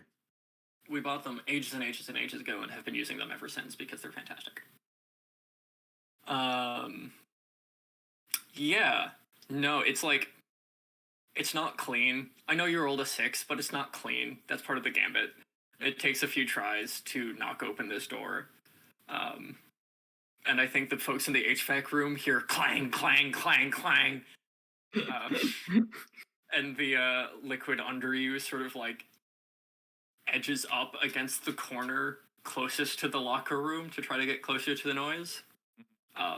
So we'll get back to that in a second because that probably gives you an opportunity for something. I think it's just like one swing goes through both sets of hinges, and then there's another one, and there's just this horrible metal clattering of little hinge bits on the floor as the doors come off. And the door just clatters to the ground and causes clang, another clang. huge ruckus. Yep. The sound that tickles my brainstem. It's ASMR. It's ASMR. Yeah. For shits and giggles, which of these lockers are you opening? It doesn't change my answer, but I'm curious. Unless it takes a significant amount of time, let's just go through and fucking wrench them all open. I'll give you 2. I'll give you 2 on standard. 2. How about that? How many are there? There are 4. Well, there are 5 technically, but 2 of them are small ones. Do any of them look like they have security access or otherwise have tools in them? I think the It's security impossible to access tell. would be in the security room. Impossible Yeah. to tell, you say? It's impossible to tell whose lockers these Like I used to be. should maybe roll 2d5, you say? The second and the fourth one. Sure, yeah, why not? Yeah, I was asking exclusively for like flavor reasons. I don't really have I also don't know what's in these lockers until you open them. Okay, great. Nice.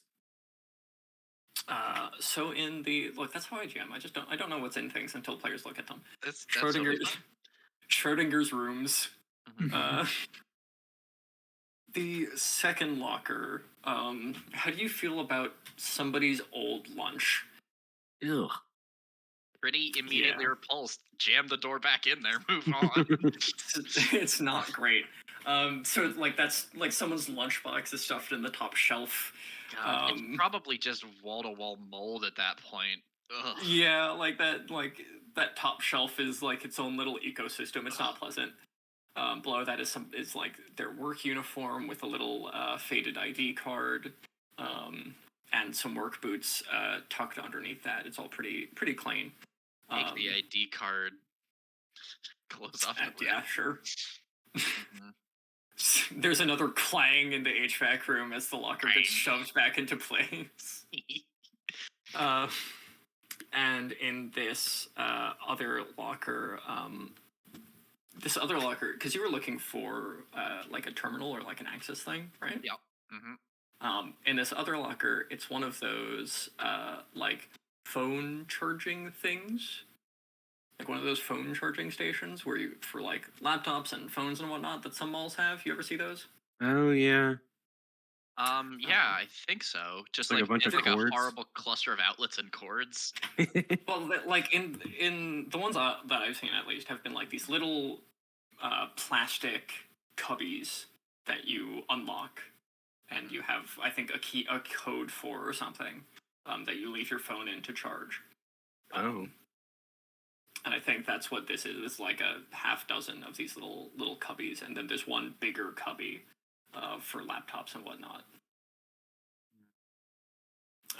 And that's what's in And it's this particular locker. it's just for power. It doesn't look like there's necessarily a way to connect to the network or whatever sort of. I think there are a couple in the laptop cubby. There are a couple data cables that go into the wall. Okay.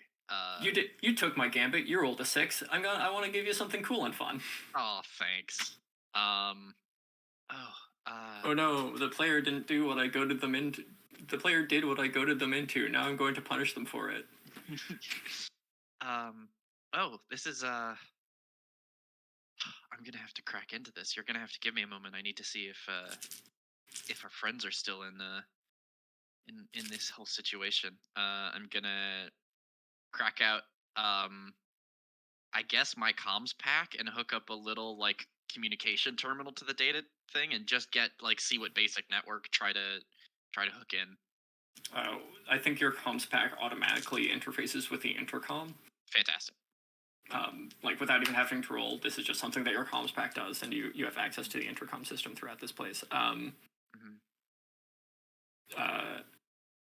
You can you'd probably need something a little bit more specific, or a roll or something to get like information on where you're to get better information on your friends. But you also have those rose bracelets, don't you, as part of your crew?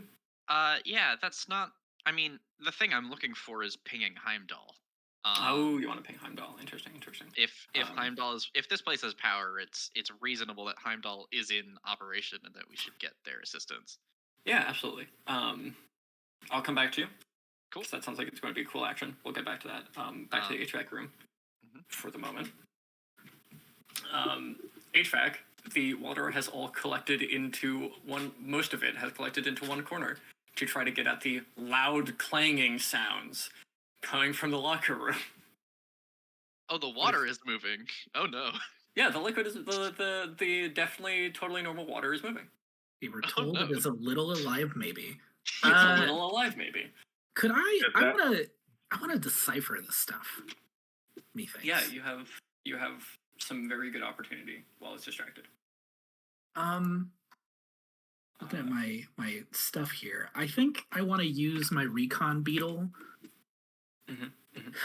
which is a very small beetle drone equipped with full spectrum cameras. Can't carry weapons, might be able to pick up small objects. Just to be able to get closer to the water without myself physically getting closer to it.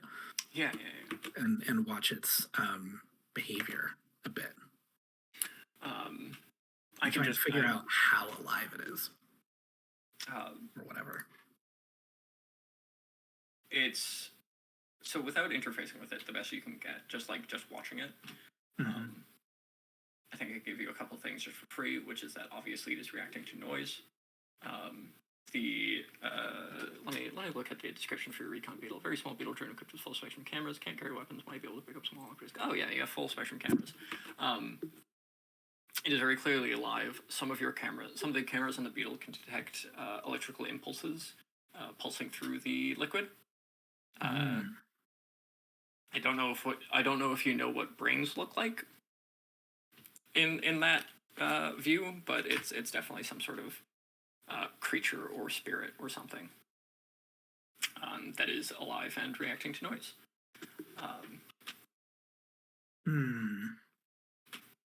Looks at Null, says, I kind of want to jump in. It seems like a bad idea. I would agree that is a bad idea. Yes. How bad of an idea is it? You have no idea.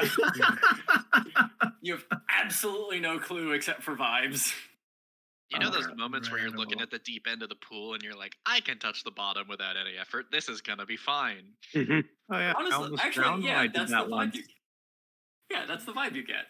You get the vibe of looking at the deep end of a pool and thinking, I can do that. So I did also touch the bottom several times before that. Oh sure. Exactly. Yeah. Like that it's possible. You know you could do it. There's no hardship here. What are you talking about? Yeah, I can do that. I think we might be better served trying to use this to do more investigation here while it's distracted. I will say, jumping into it would be a great way to set up something to help clear or calm the spirits in this area. Is that a Lotus Gambit? Are you offering a horrible deal? I'm not offering a horrible deal. What's the opposite of showing you the barrel of the gun? Showing you the barrel of the handle? Giving you the bullets. Giving you the gun. I am giving you the gun and showing you the target and saying, "Come on, showing shoot." the trigger of the gun. Yeah, This is kind of what I was thinking. Also, is that yeah, clearly like a live water is not unspirit like, right? yeah. This is given what you know, you can probably guess that this is a spirit or a spiritual manifestation or something. What does Rose White say? The spirit that we're Um, connected with. What are you looking for? Yeah, sure. Rose White, are you sure that you don't know this spirit, these spirits?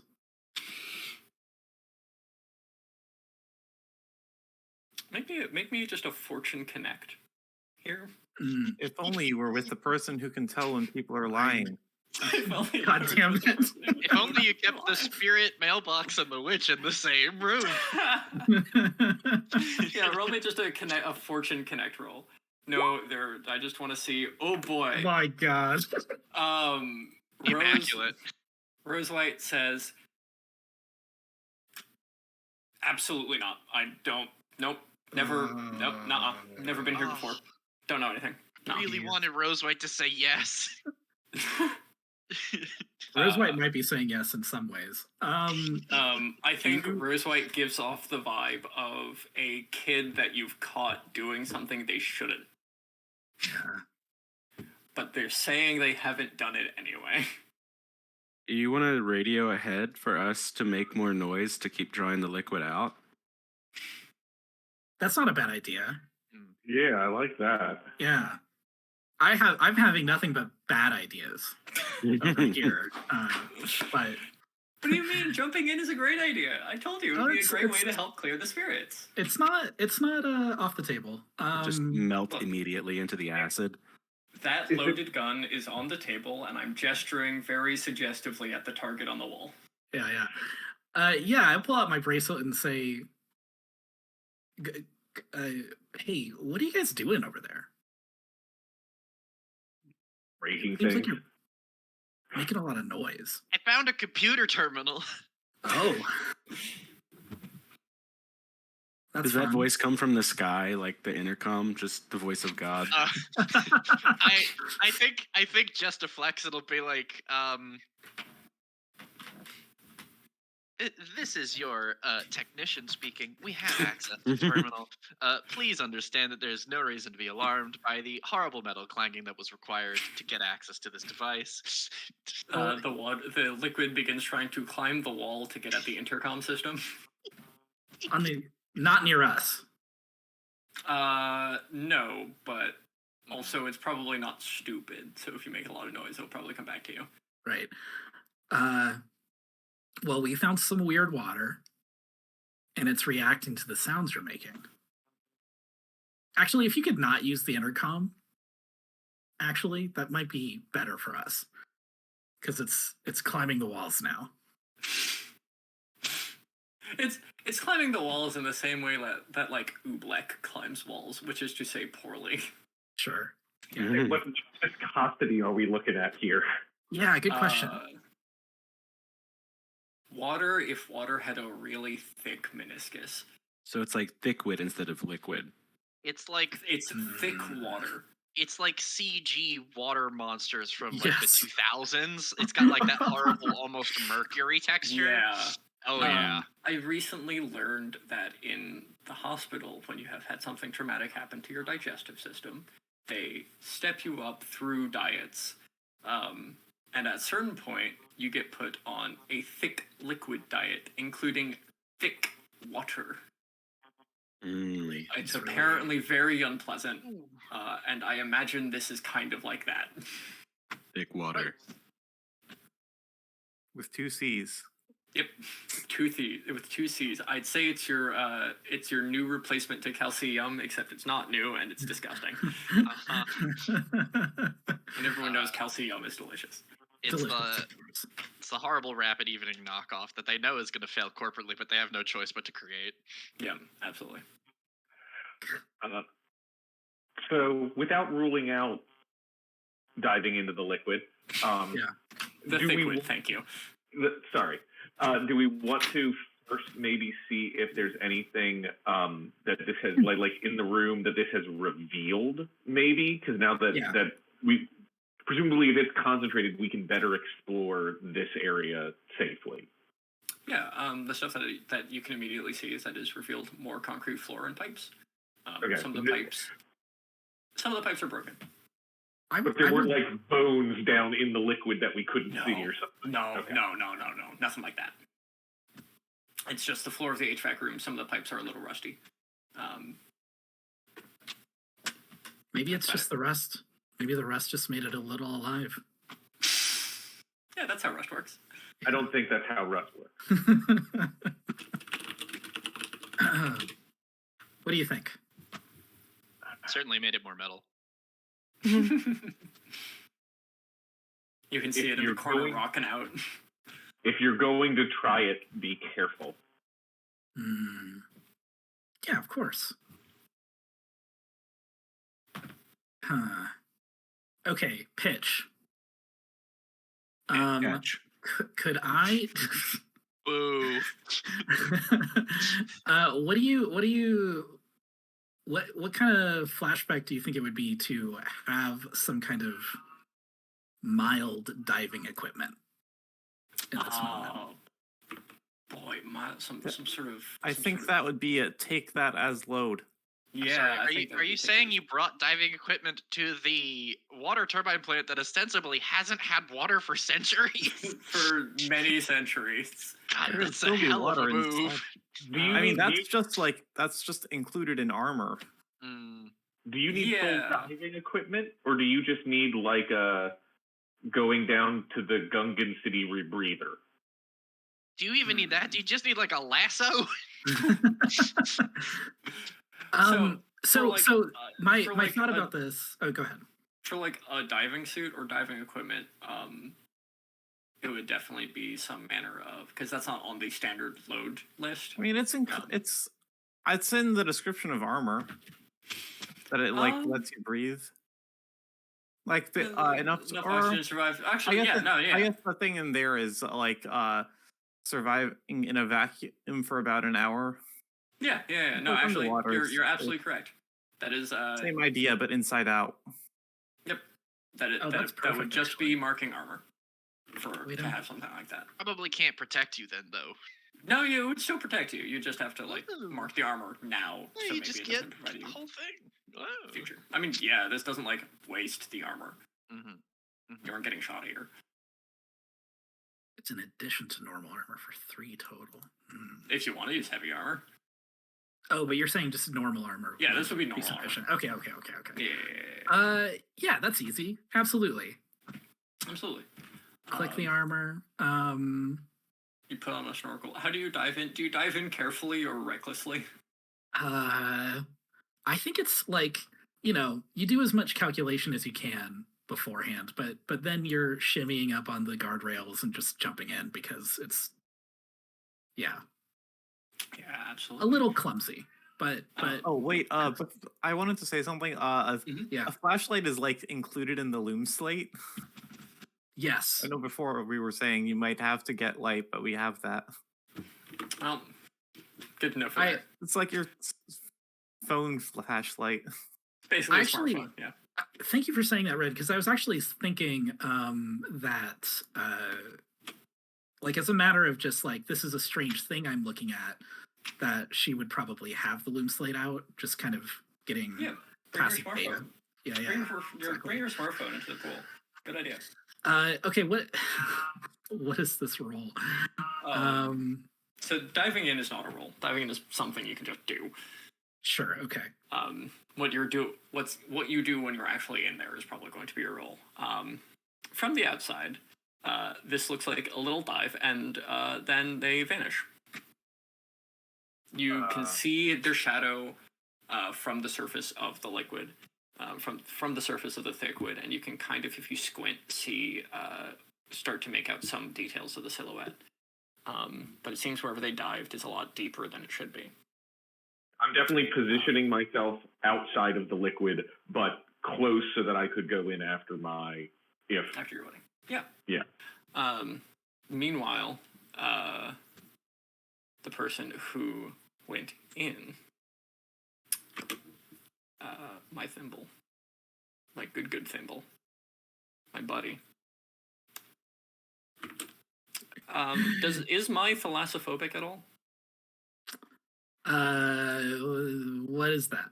Fear of the open ocean. Yeah. Oh, I see. No. In fact, I think the characterization here is that she spent a lot of her childhood staring at the Shatter in Pine Lock, which is this space, this large part of the land that is just constantly convulsing with rock and lava, and natural phenomena just fascinate her. And so, in some ways, this is very on brand. Cool. Then I'm sure you won't have any problems with the fact that you are surrounded by what seems to be miles and miles and miles of deep blue water. Oh, great. You can't see anything below you, but you get the sense that there are things moving in the depths beneath you. Above you, what appears to be...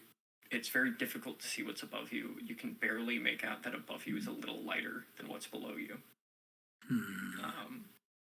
You're surrounded by the crushing depths of what used to be the ocean that existed in this tidal basin.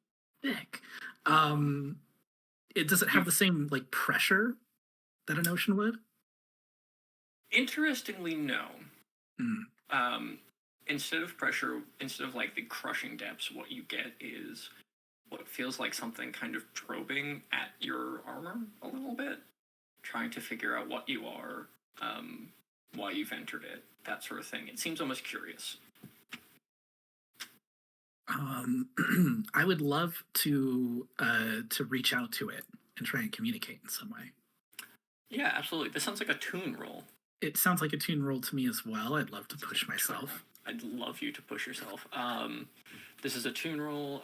This is probably risky great. Is it risky or desperate great? No, it's risky great. I don't think you're in a desperate position. I think you've taken the necessary precautions. It's definitely risky great. I could offer you a gambit here. I'd love to hear the gambit. I would love to tell you the gambit. Hey, you lose track of which way is up? Well, that's just... It kind of sounds like that's already happened. Oh, okay. Yeah, that's just, losing, getting lost in this space sounds like just something that happens if you fail. I don't, and, that's not cool to me. I think you're going to cause some collateral damage or unintended harm here if you take this Lotus Gambit. I think if you take my Gambit, the ocean will spread to other parts of the facility. Oh, that's kind of fun. We'll sort of piggyback off of you for a bit, and use you to get to other parts of the facility, for better or worse.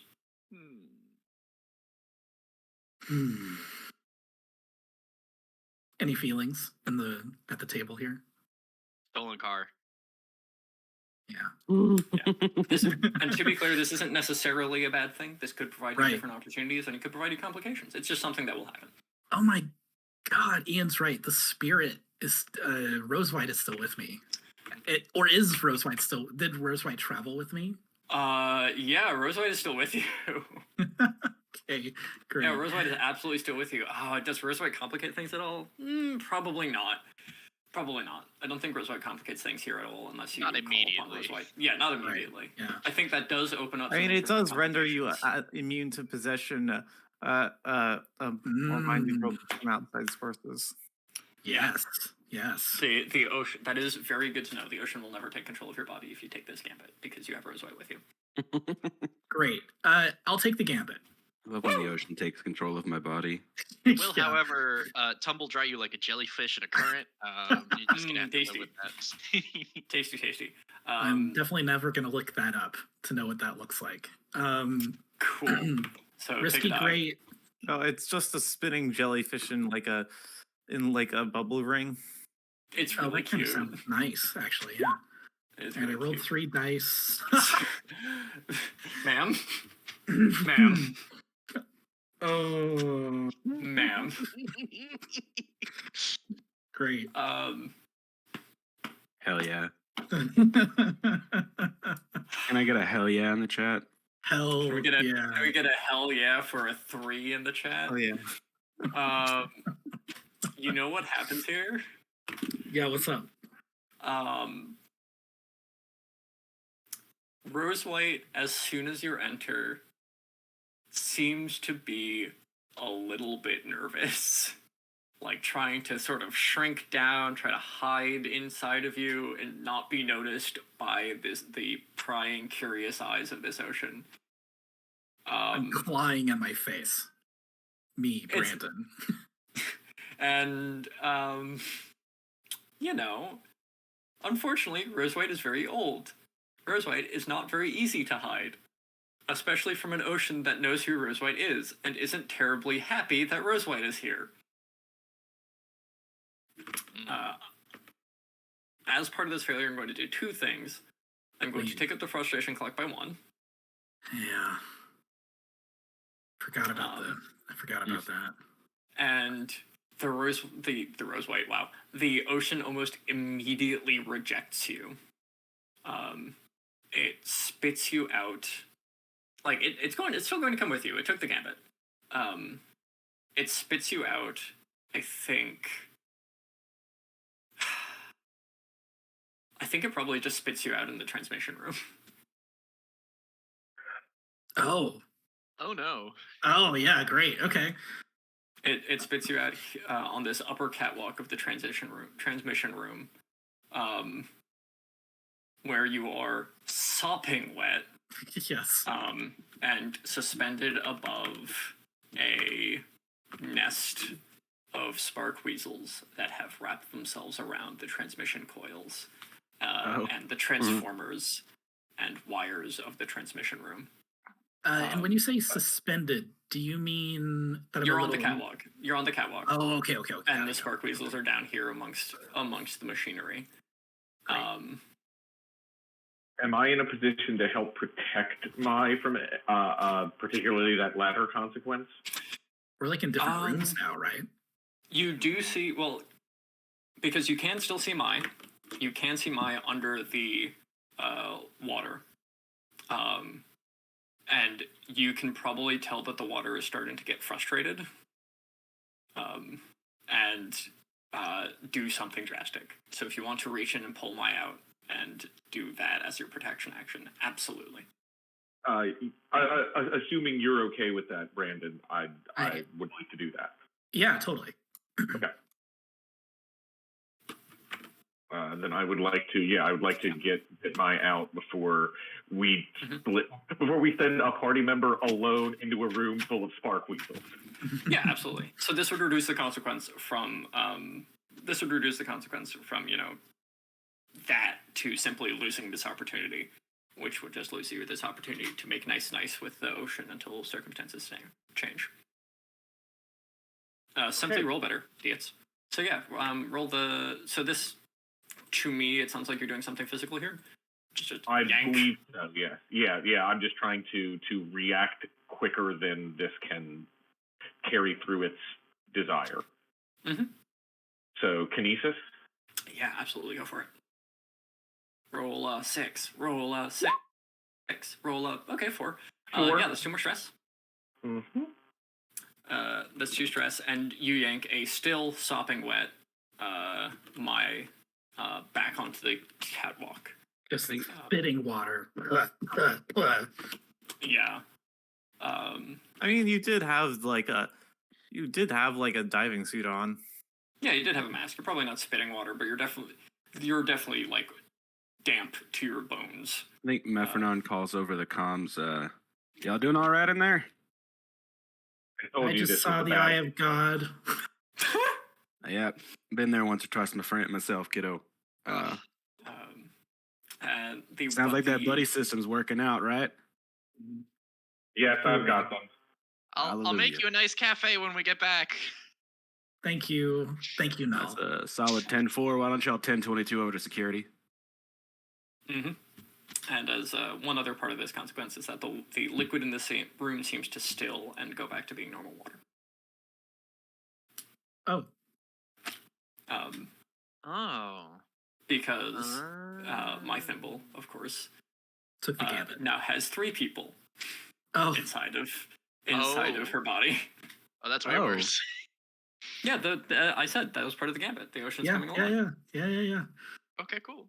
Okay, good. Two antagonistic forces inside of my body. Yeah, you know how like you can hear your neighbors arguing through a wall? It's like that, but inside of your head, and also you have a headache. Great.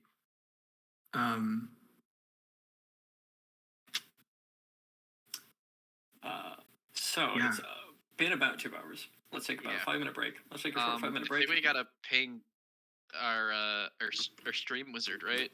We do. Ping the stream wizard. Stream wizard. Once the stream wizard, stream wizard's already. So we're gonna take a short 5-minute break. Get some liquid. Get some food. Maybe don't get the haunted liquid. Use the bathroom. Don't drink the thick water. Don't drink the Do liquid. donate to Trans Lifeline. It's the top of the hour. Link in the chat. Yeah. There's a link in the chat. We'll see you all in about 5 minutes. Yeah. Okay.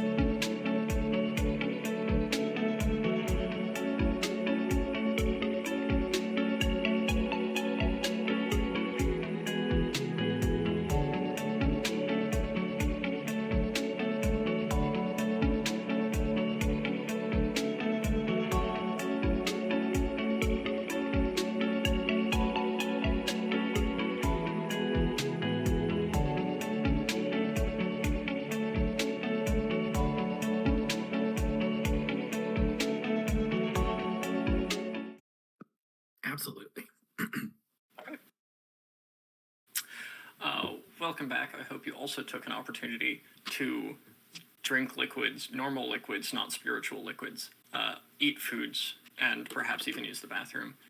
I'm going to take a moment to briefly shout out a few donations since we went live. Thank you, Lauren L, for the $30. Thank you, Sam, for the $100. We really appreciate that. And thank you, Pepper the Cat, for $20, who says, thank you for doing this. I am also really happy to be doing this and to be helping, both running a game for the stream and both helping out in any way I can. Thank you, Ian, for telling me to let liquids move through me. That's not terrifying at all. You started it. Yes, but I also plan to end it. So, test me. Test me. I control the position and effect. Test me if you dare. No, I won't do that. You dare fuck with me? I have the power of God and anime on my side. So we were at the lockers, right? Yeah, we're at the locker room. You've just interfaced and helped your buddies out with the all this. What else are you doing with this interface? You said you wanted to try to find any traces. Trying to find all, yeah. Yeah, absolutely. How are you doing that? What does it look like to you? Because to everybody else, it just looks like you've plugged something into the wall.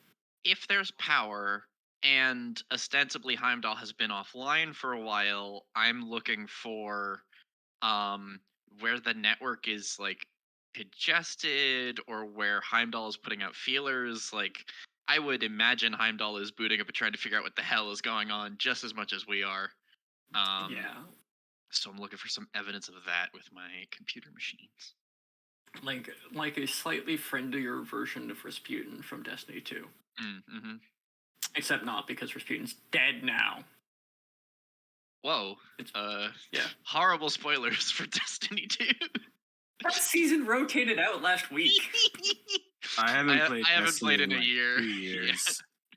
That season rotated out ages ago. You're fine. Yeah, if you weren't going to play it, if you're not going to play it, you are not going to play it anymore. Anyway. Yeah. Yeah, this boy, this is something. Yeah, What do you think this is? Is this digital tracking? Is this Trace? Yeah, this sounds like Trace. Okay. This sounds like you're trying to trace Heimdall's movements here and trying to find him wherever he is. So, as a reminder, Trace is tail someone, sniper target, search for hidden things. Yeah, this is Trace. And I would like to say I am neurocoupling to gain potency by mentally interfacing with this technology. Buy a dinner first. Jeez. Listen, if I knew what it wanted to eat, that's why that's what you connect your brain for, to think out what their meal order is. Oh, so you're cyber stalking Heimdall. No, I get it. Yeah, absolutely. You have potency here. This is definitely, that means it's risky great. Mm-hmm. Excellent. I don't think, it doesn't sound like you're receiving any help here. I could probably think of a Lotus Gambit for you if you want. If you have one that comes to mind, I would appreciate hearing it. The one that always comes to mind when messing with systems is collateral damage. But I'll take a brief look at the collateral damage to myself or the facility.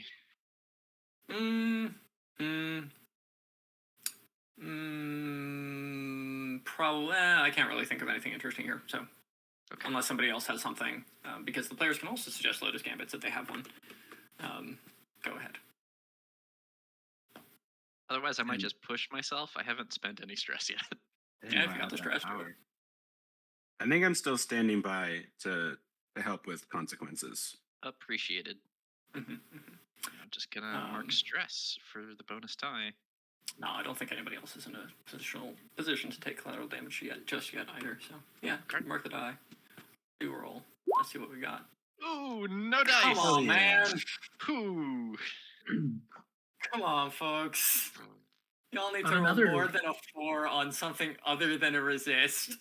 Please. I am actively trying. Okay, I even offered to take the bargain and everything. It's just not. No, it's not. Let's fail upward, baby. Oh boy, let's fail in interesting ways. How about that? Mhm. Same, yeah. Tomato, potato. Tomato, potato. I mean, I have a suggestion for an interesting way to fail. Sure. I'm thinking of an interesting consequence. Give me a suggestion of an interesting way to fail. I get pulled out of my body. I make the connection. I clock out. I would like to protect here. How do you? Okay. Yeah, I do think that's a very interesting. I think that is a very interesting failure state. I'm going to go with that. Because my mind is reaching out to this. It'd be very easy for me to get pulled, right? Yeah. Yeah, absolutely. This would definitely be a lost opportunity and probably a worse position. This would probably be a worse position, actually. Ah, fuck. I think that would probably put you in the worst position just because this is a system that you are unfamiliar with. You no longer have that anchor that you rely upon. Something very bad could happen to you here if you stay here. But it sounds like you're being protected from that. How are you protecting our good buddy Epaulet from this? Yeah, I have. So when I protect teammates or NPCs with intercepting fist, I get +1d to my resistance roll. I think specifically with the being pulled out of their body, my gloves. I mentioned how they have like the little kind of Iron Man repulsor things on the fingers, right? Yeah, absolutely.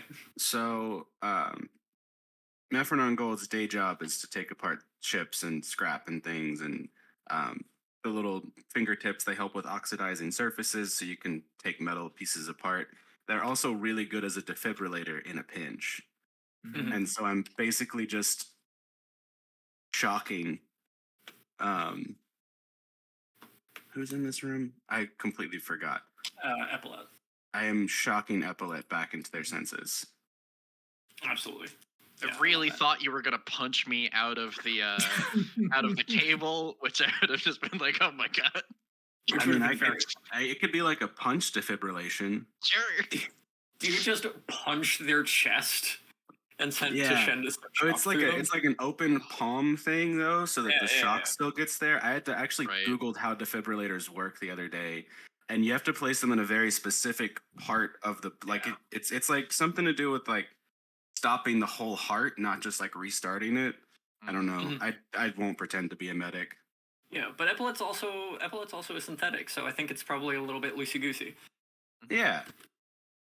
How am I? How do I roll You're giving me a protect? friendly degaussing. It's fine. Yeah. It's basically do you just think- a resist, right?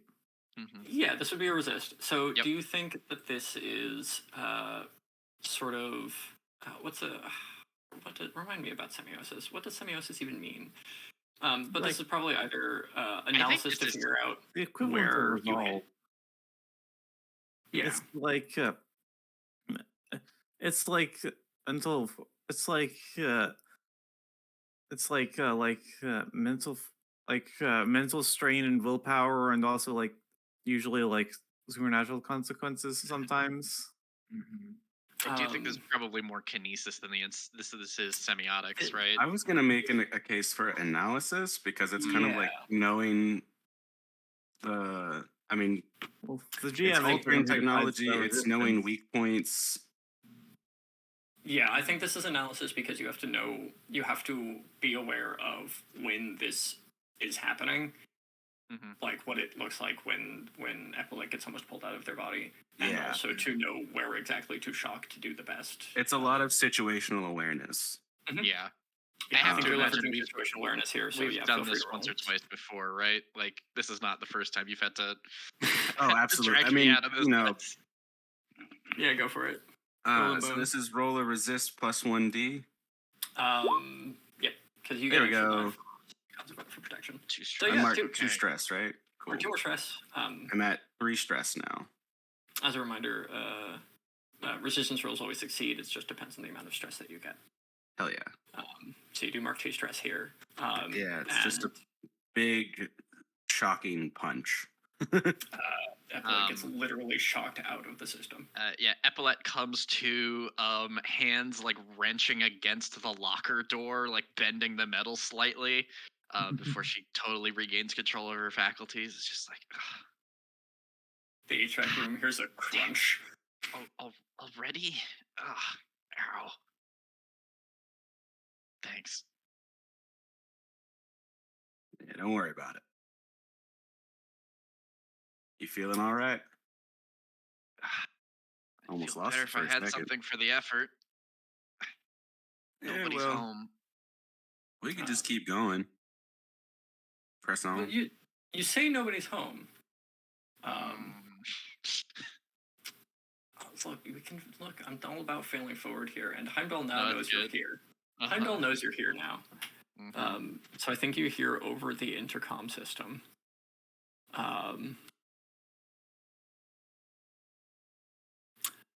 Because you don't have Rose White with you. What is Heimdall like? Big sword. Booming. Yeah, it's through the intercom system. So I think booming is a good adjective here. Yeah. It's supposed to have like a big horn, right? Yeah, like a horn and a sword. Heimdall dies a lot. You hear through the loudspeakers, emphasis on loud. Welcome intruders to Minos Taco's tidal plant. No tours have been scheduled today. Unfortunately, my security systems do not seem to be working as well as they should be, so please escort yourselves out of the facility. Otherwise, I will have to call emergency services to take you away. Thank you very much. And you hear the click of the intercoms going back off. Unless anybody objects, I'm gonna get on the intercom and say, apologies. I have a message from Tyr. There's a brief silence.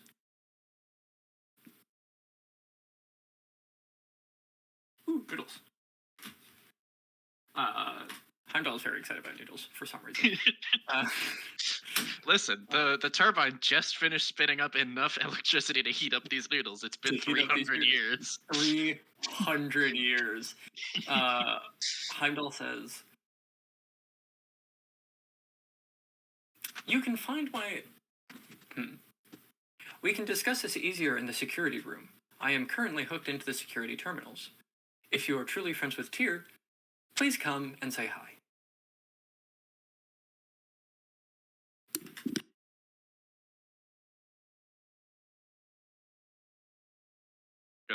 Gonna look at Mephronon and Zira. Just kind of like shrug. Yeah. Could be a trap. Don't have a choice. Yeah. Only way past is through. And security is already where we were going. Also, do Null and Mai also hear this conversation over intercom? They hear Heimdall's have. And you said you were using the intercom, right? I did. Yeah, that one just talks to someone. Like you're talking to somebody. Heimdall is using like the loudspeaker system throughout the entire plant because Heimdall was also talking to the folks in HVAC. I mean, we have communicators. It would be trivial for us to say like heading to security. Right. Yeah. Which was already our plan anyway. Right? I just think there's definitely a look from Null to Mai at least when suddenly this alarm message goes off after seemingly nothing on our end happening. Well, you hear the sort of crunch of metal, and then after that the loudspeaker. Yeah, it's good fun. We really weren't prepared for this, were we? We tried to be. We really did. We You're did really try. good. You started off so well. It's not a Forge of the Dark game if the second act isn't just stumbling horribly down the staircase. True. HVAC room crew, what are you gonna do? I'll turn to you, Mai, and ask. Meet them in security, or is it worth securing the control room as a backup for whatever might happen there?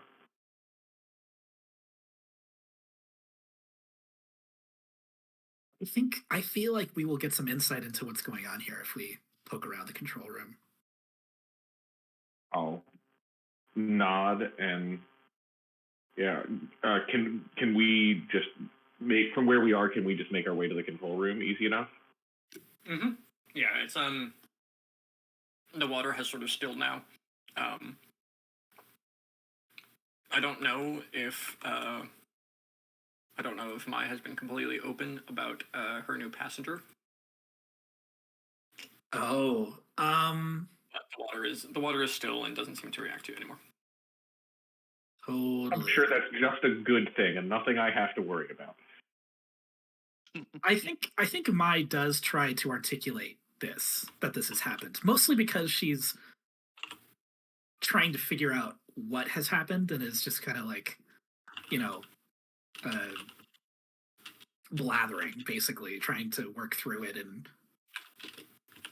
and incidentally, Nell catches the drift because of that.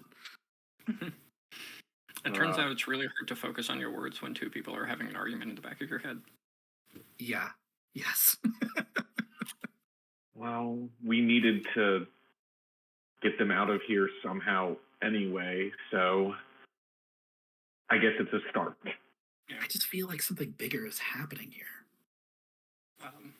As a note, I'll absolutely take the clear the spirits room if you somehow deposit this the ocean somewhere else outside of the facility, or if like you keep it with you, or manage to convince it to come with you. Like you still have an opportunity to convince it to like leave or chill out, but for right now, Yeah, just sweet talk the angry ocean that's living inside your brain. It'll be fine. Yeah. I was gonna let that cook for a little while, but it's on my mind. You don't even know why it's angry. Not yet. I sure did fail that roll. You sure did fail that roll. What do we see in the control room then? Yeah. So going down into the control room actually looks reasonably intact. On the desks are two Radiant-style monitors, and the wall is a bank of indicators and dials and knobs and completely esoteric symbols and everything. Like, you have no idea what to make of all of this information. There are clearly like desks here for two people. They're sort of like semicircular desks here for two people that are currently covered in yellowed paperwork and the monitors, like I've mentioned. I'm basing this heavily off of actual hydroelectric plant control rooms that you find like Hoover Dam. So this room looks kind of like it's from the 60s, but it's also it like the lobby. It looks like it's from the Nouveau 60s. Like someone took 60s, 70s aesthetics and then updated it for like smart screens and plastic, I guess. You know what I mean? Yeah. But without taking a look inside of the control room's guts, it's very difficult to tell what's supposed to be going on here. I think it is easy to tell that the indicator lights and dials are all flashing and moving completely randomly.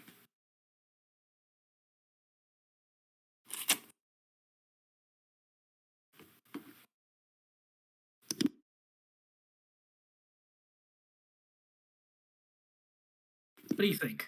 No. Should we try and dig in?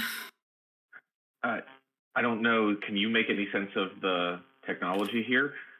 Can always take a shot.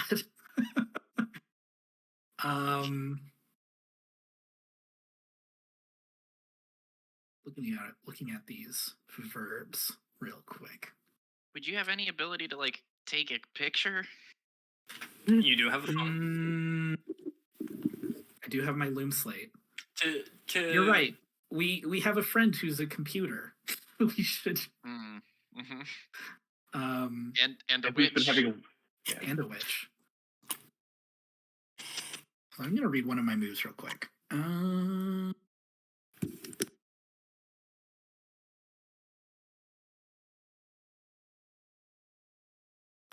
What movie are you looking at?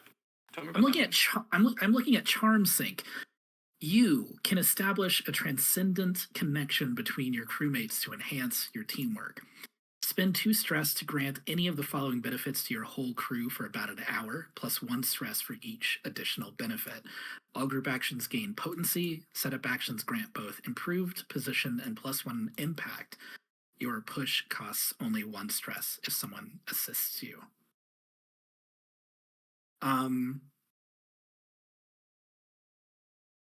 I'm wondering if I use this move and lean on specifically setup actions grant both improved position and plus 1 effect. Is there something we could do where Epaulette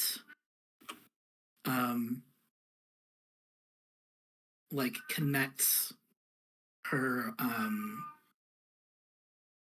the connection she has into Heimdall and the greater system to the control room, and that somehow enables us to make a move that like gets us better control of the whole facility. Like turn this into a group action almost. Yeah. Well, I was thinking specifically a setup action, which would still like require us in the room to do something that we're probably not very good at, but it like, you know, can grant both improved position and plus 1 impact. Yeah, absolutely. I think using that ability and giving Epaulette an idea of what the control room is supposed to look like could definitely provide fictional positioning for a setup action to... And then I would be assisting them at range, is what the outcome of this would be? So it would be a setup action, and the way setup actions work is that you do the setup action, which provides a benefit, which provides both physical positioning and a benefit to whatever action follows. They grant setup actions grant improved position and plus 1 impact. Setup actions usually grant either improved position or plus 1 impact. This would be kind of like a setup action would be kind of like I can't think of any right now, but it's, you know, it's like help plus. It's like instead of spending stress to help, right? You do it. Yeah, like an alley-oop. So instead of spending stress to help someone, you do an action to help somebody, and that comes with its own set of consequences that might go wrong. But because of Charm Sync, this setup action, whatever setup action you do, will provide both plus 1 position and plus 1 effect, which makes it a lot better than just helping. It is also providing the fictional positioning for you to help at this range. And probably instead of a picture, probably you're sending a live stream of the control room. Just as a fictional thing, you've probably like set up your phone to take video to live stream. Also, like, go ahead, Ren. One of the big benefits of setup action is that they can often be at a better position than the normal action. Yep. Yeah. Yep. Charm Sync, the Transcendent Connection is a slightly different thing. The Transcendent Connection is like tying your group together, but I also want to know what that looks like too. Totally. I think I mentioned at the top of the stream that Mai's hair is like this mist-like, this series of mist-like pink strands. And I was thinking of this move when I thought about that like physical quality of theirs. So I think it like literally like weaves through the air and physically connects all of us in some way. That's right. Yeah. Which I guess could grant some visual sense of where we are and what we're looking at too. Yeah, probably. Yeah. I think a live stream would probably still be helpful here, but yeah. Agreed. It would definitely from our little Palm Pilot. It would definitely help. Like you set up a little stand, a kickstand on the desk. Yeah. You log into Twitch. I'm gonna do this. I'm gonna spend 3 stress and also take your push costs only 1 stress if someone assists you. Cool. In case, just for later. Yeah. So, Epaulette, probably on the way to the security room, you're being asked to help guide names, guide Mai through this process to sort of fiddle with the control room and get a little bit of better control of the facility. And probably a better idea of what's going on here.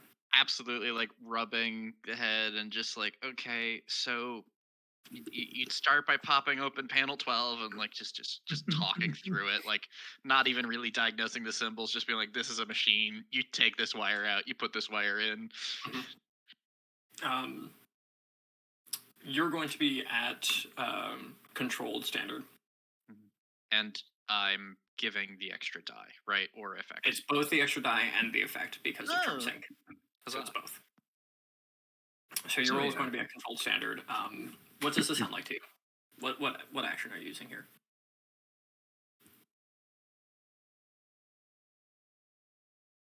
Because I have a thought, but I want to hear what you think first. Trace? Or decipher? Trace or decipher? That's where I'm thinking. I don't know. Thinking. I'm thinking decipher more than trace. I think it's decipher more than trace. Because you're sort of analyzing. It's not quite analyzing blueprints. You're analyzing control panel, but yeah, it's the same kind of skill set. So I think this is more decipher than trace. I can give you trace, but probably at reduced effect, probably at limited effect. Oopsies. Probably at limited effect, not standard effect. Sorry. So it's up to you which one you want to use.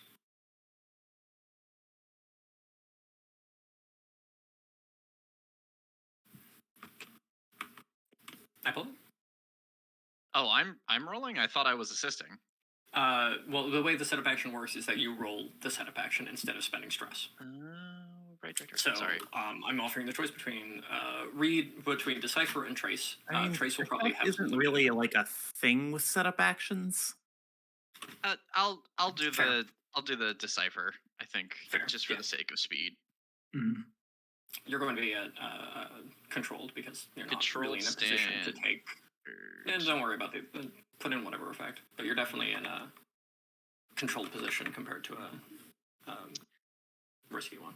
I will push myself for another die. I don't think we have the time for doing too much dalliance on the gambits at this point, and I'm glad that I did. That's a 5. Yeah, on a 5. So yeah, you're gonna get. Well, we'll think about those consequences later. I think that probably just makes. I think Heimdall just notices and isn't terribly happy with that. So that'll be. So that'll affect that a little bit. But for now, yeah. You're going to be doing it at. Which one was it again? It was term sync, so it was +1 impact and +1 position. So you're going to be doing it at controlled grade. Messing with these systems. Yeah, totally. I was thinking decipher as well. Yeah, absolutely. It's very fun. It's very funny because you're better at decipher than Epaulette is. Yes. I would also like to help on this one. Great. Yeah, totally. I think particularly if Epaulette's instructions are things to do more with like the mechanics of machines rather than the interface itself, which is what it sounded like. Like being raised by a tinkerer makes sense that I'd be able to carry that out well.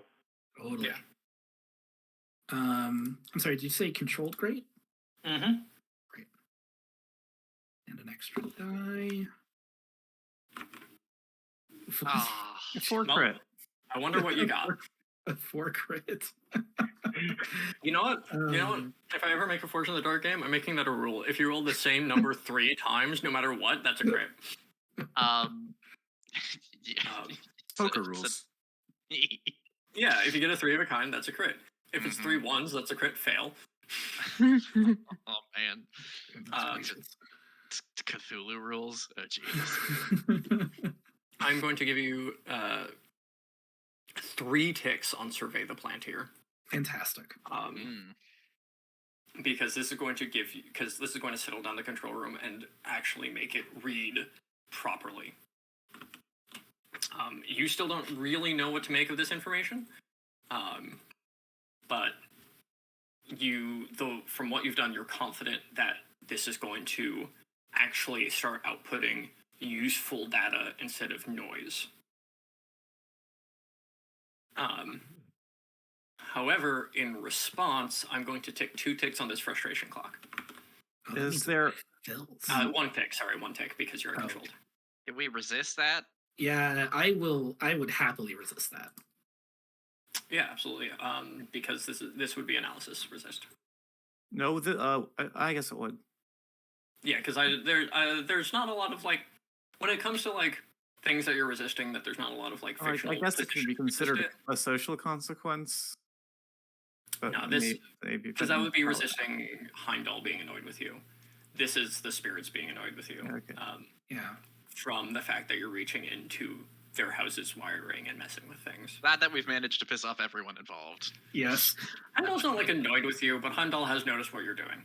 Yeah. Was that consequence? Could this resist be like read as me like trying to talk to the ocean inside of me? Or are they different things? Yeah, absolutely. This could absolutely be like taking some time to mediate that discussion a little bit. Mm-hmm. Okay. And get Analysis, you said? it going Troy's way. Yeah. 1 stress. Nice. Fantastic.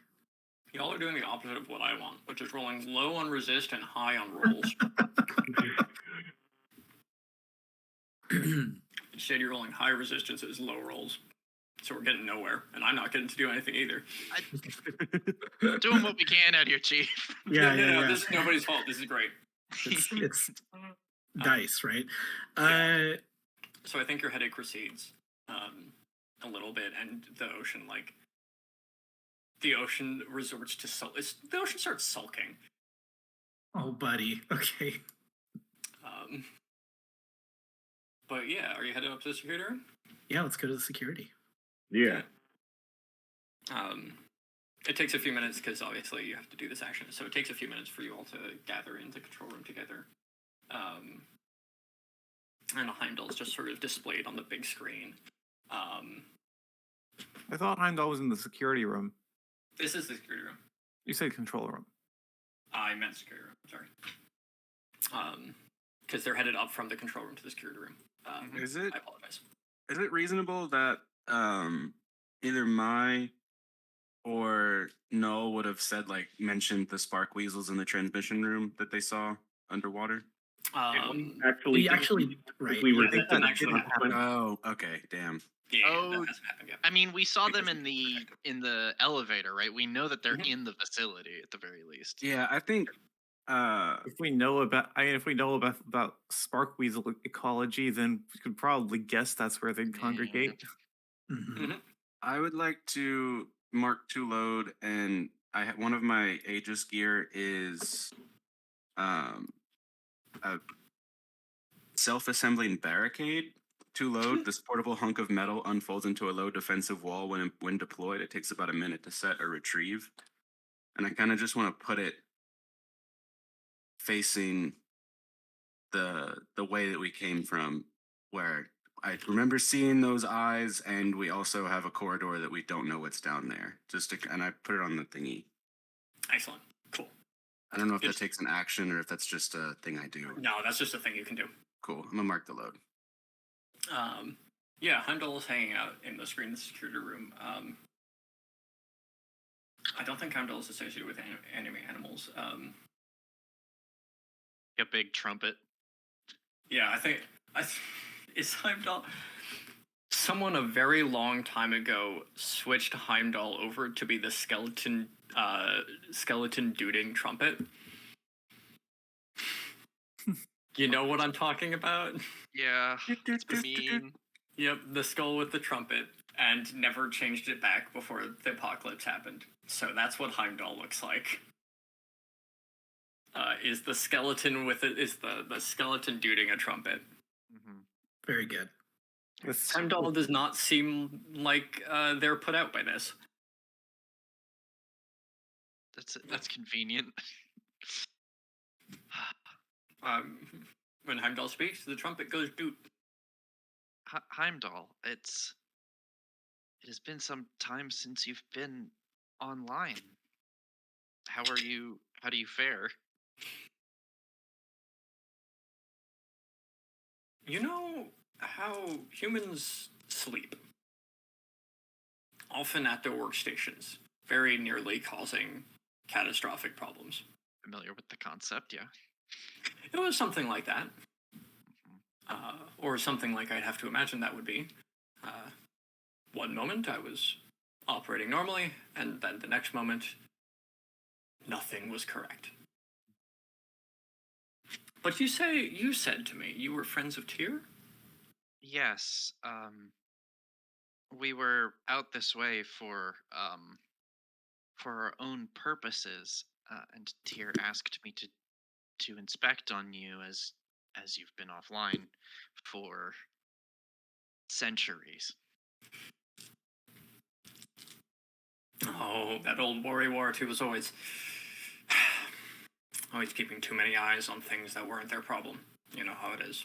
And your plant is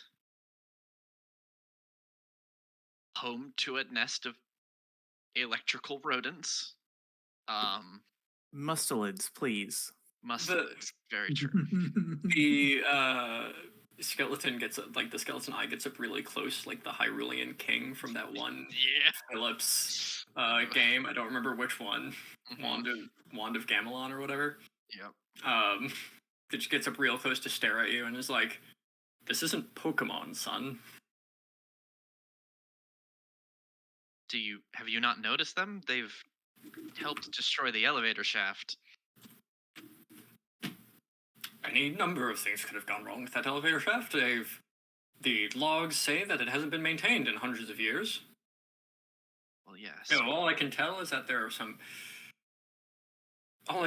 this facility seems to be functioning completely fine, even though the turbine's been disconnected. And the ocean is gone. Oh, I wouldn't know about that. We have no sensors for that. This is part of why we are telling you these things that you would not have senses for. That your facility is infested both by tangible rodents and intangible things, and that the ocean that used to power your facility is ages gone. Bah! You're merely... Wait, what are you? You're not humans. No, I am a repurposed broadcast unit from the Corundum, a society you probably don't know about. Again, it has been that you've been offline for some time. I'm human. Well, yes. My witch friend here is human. Yeah. Yes. But like they are adapted, but like I think that's still considered human. But Mephronon and I are synthetics, right? Yeah. Mm-hmm. No, I think I don't believe Nephronon's synthetic. I think it's you and me. Yeah. Gotcha. Nephronon just has metal bones in Right. places, Got it. Okay. as we all do. Mephronon wishes that they were Plastic skin synthetic. and metal Yeah. bones. He's just old. Whatever you are, I'm certain that your senses have nothing on my sensors. If my sensors say everything is working fine, then everything is working fine. Everything, the turbine isn't connected. Like this, that's. And yet, power flows through the facility. Well, you want to know why? Then your sensors are faulty. Either the turbine is functioning normally, but your sensors don't detect such because they have been corrupted by time, or the turbine is not working correctly and you have no ability to determine its source. So to boil this down, this conflict down, Heimdall is very sure of itself. Heimdall has learned over years of operating this plant to trust its own sensors over its human operators.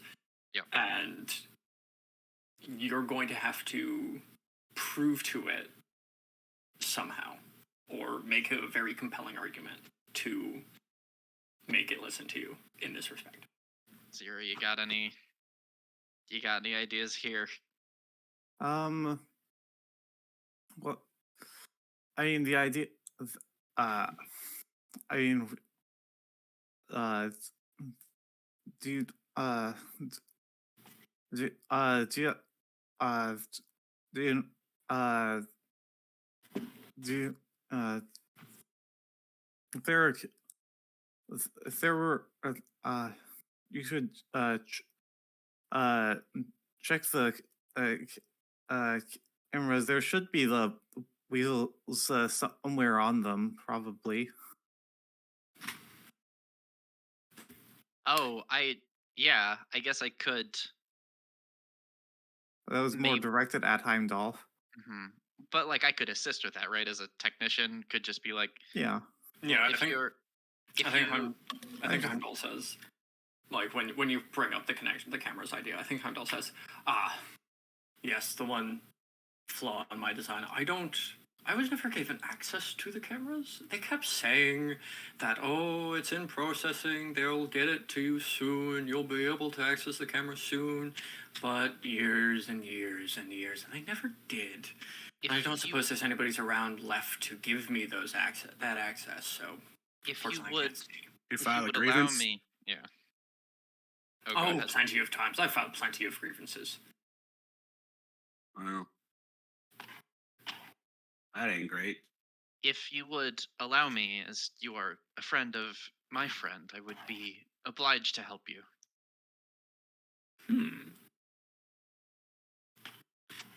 Well, how could you help me?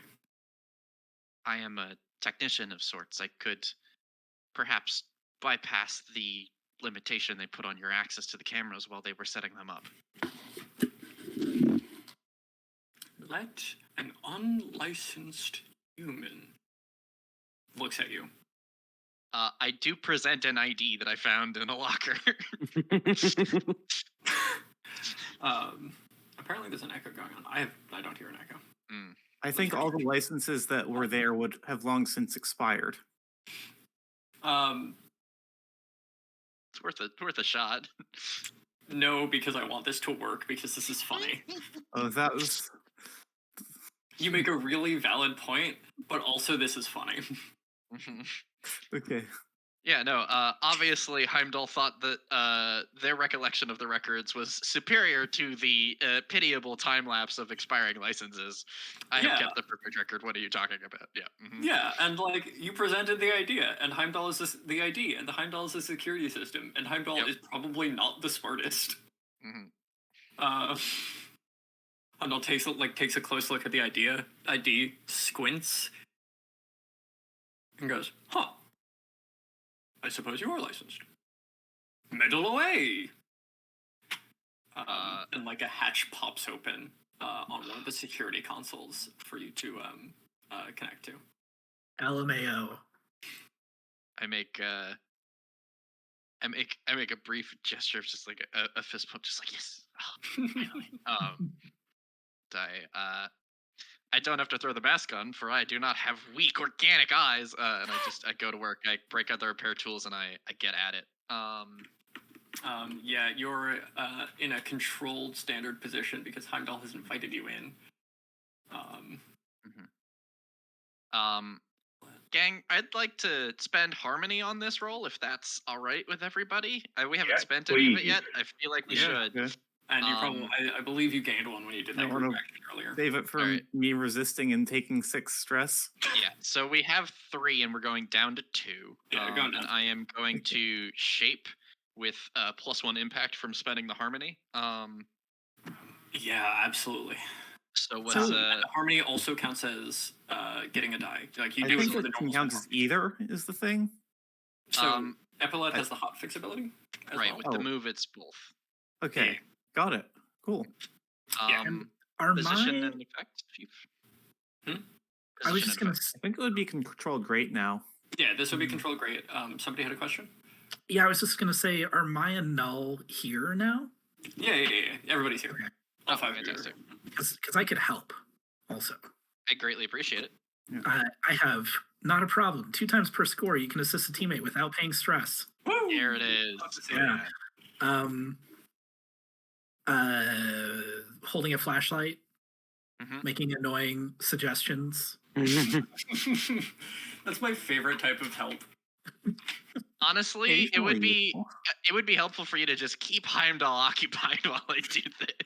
Oh yeah, I can just be Yeah. asking him a lot of questions. hmm Yeah, absolutely. What's I the weather guess you like could today, spend Heimdall? one extra stress to get increase another die if you really wanted to.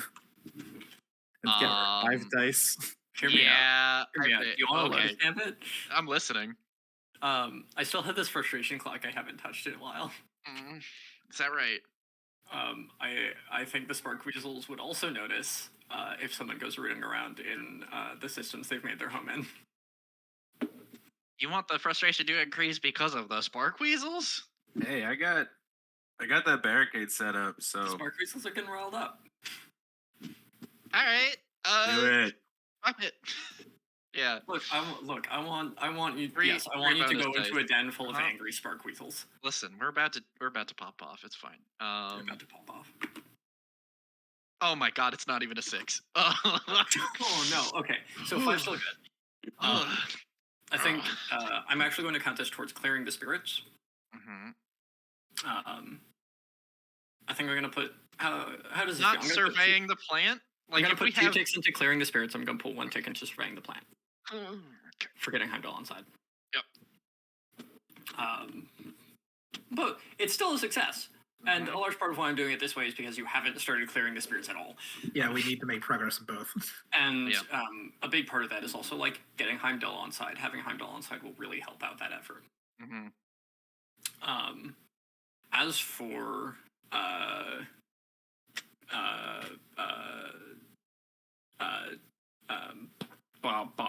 consequences, because this still makes success. I think I'm just going to give you. I get bit by a Spark Weasel. Yeah, I think I'm going to give you a level 1 harm. What's a good level 1 harm for when you're a little overloaded with electricity, so that you're occasionally jolting? Because you got some feedback from this. What's the I want to say like polarized, but there's a better way to say it. You know, like Polarized is a good start. You just Ionized? had like ionized. Yeah, I like ionized. I would love to resist ionized, as I'm made entirely of metal. Please don't magnet me to the ceiling. I don't want to die. So this would be a level 1 harm ionized, because this is just a. Actually, can I just crack armor to cut that through? Perfect. Yeah, absolutely. All right. Someone needs to take some harms at some point. No. I'm trying. Listen, I'm not gonna say absolutely not, but like let's fight the Spark Weasels before we take damage. All right. Cool. We get the suite up and running. And then like slightly electrified, crawling up from below the desk, hand on the console, and I go, well, if you don't trust my eyes, I hope you trust yours. As you can see, we're in a little bit of dismay here. The security room screens start to light up, and they're showing different pictures from around the facility. And Heimdall like looks at one, and like Heimdall has a little digital representation of the same thing on his screen. And God, it's like a horrible like Clippy icon in the corner, except it's a skeleton playing the trumpet. Yeah, absolutely. Oh, God. And it looks at the one pointing at the transmission room, and it's like, huh. I didn't know they made Pikachu in real life. God. The what? More of a Pachirisu sort of Bless you. situation, but we'll get through it. It's okay. Oh, how's the most recent generation of Pokemon? Has that been going? I'm getting distracted. Yes, absolutely. I will. Ice and Fire is pretty good. It somehow involves card games on motorcycle Pokemon. Bewildered. Yes, I will absolutely help you handle this infestation. What can I do for you? You have my trumpet. What do we think? Do we handle the weasels first, or do we go take a break? With the spirits. I was going to go into the break room. Yeah. you do really have a big chunk of Clear the Spirits to take care of. Yeah, I do think we need to We parlay should do with that. them. Yeah. I'm really tempted to have Heimdall ask to piggyback along with my.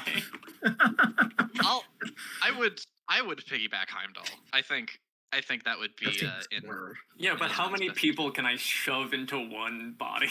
No, yeah. No, Heimdall has this entire facility. Heimdall's not going to piggyback at all. Heimdall can follow you around with the cameras and intercoms. Cool. So yeah, you go into the break room. Heimdall, do you have any armor or protective equipment that you have access to? I don't think we should get weapons, but we may be in need of taking a punch. Well, if you're in my security room, well, I know you came through the locker room. Did you see the did you see the rubberized work clothes in there? Those are probably the best I can do for you. We're not exactly a very militarized system. Well, is worth an ask.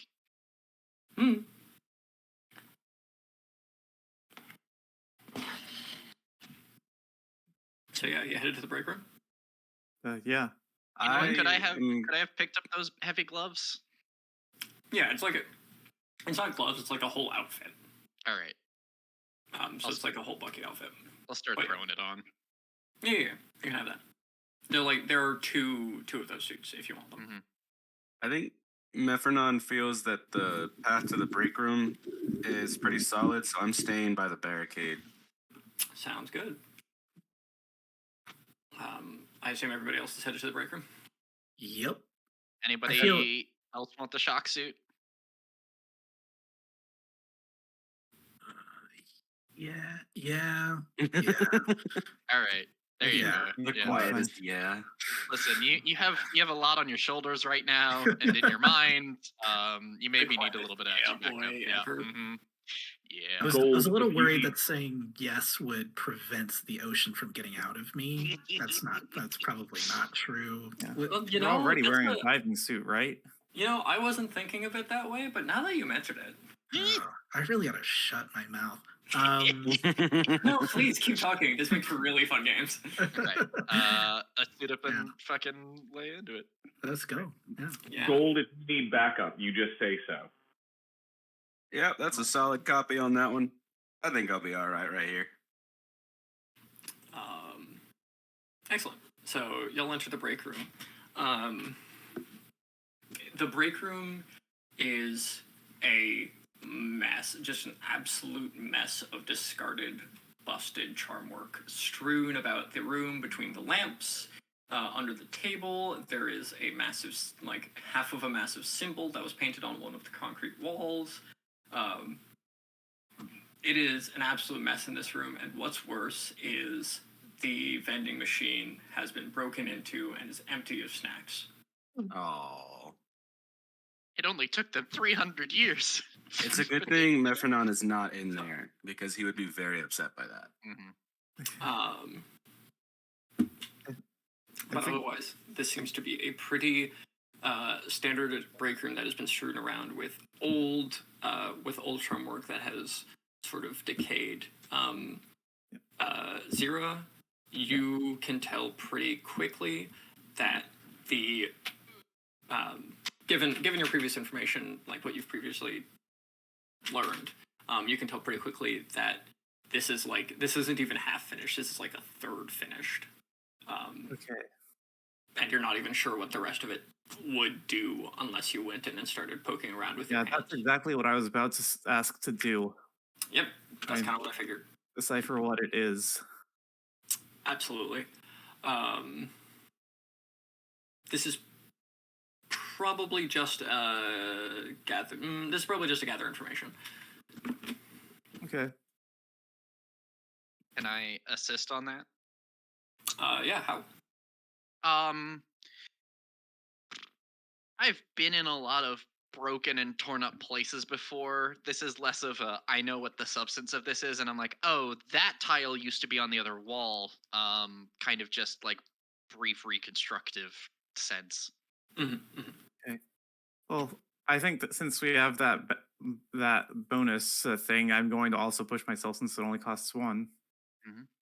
Cool. And let's go. Crit. Worth it. Hey, Yeah, absolutely. it's about time. You know, how petty is Zira? Not very. Okay. Well, it's fine. Then Zira can do with this information what they will. They find what's your rival's name again? Remind me of your rival's name again. It was Spica. Yeah. You find scrawled in one corner of the room Spica's grandmother's name. Huh. Signing their unfinished work in really bad form. Yeah. Yeah. But this working was meant to do a handful of things.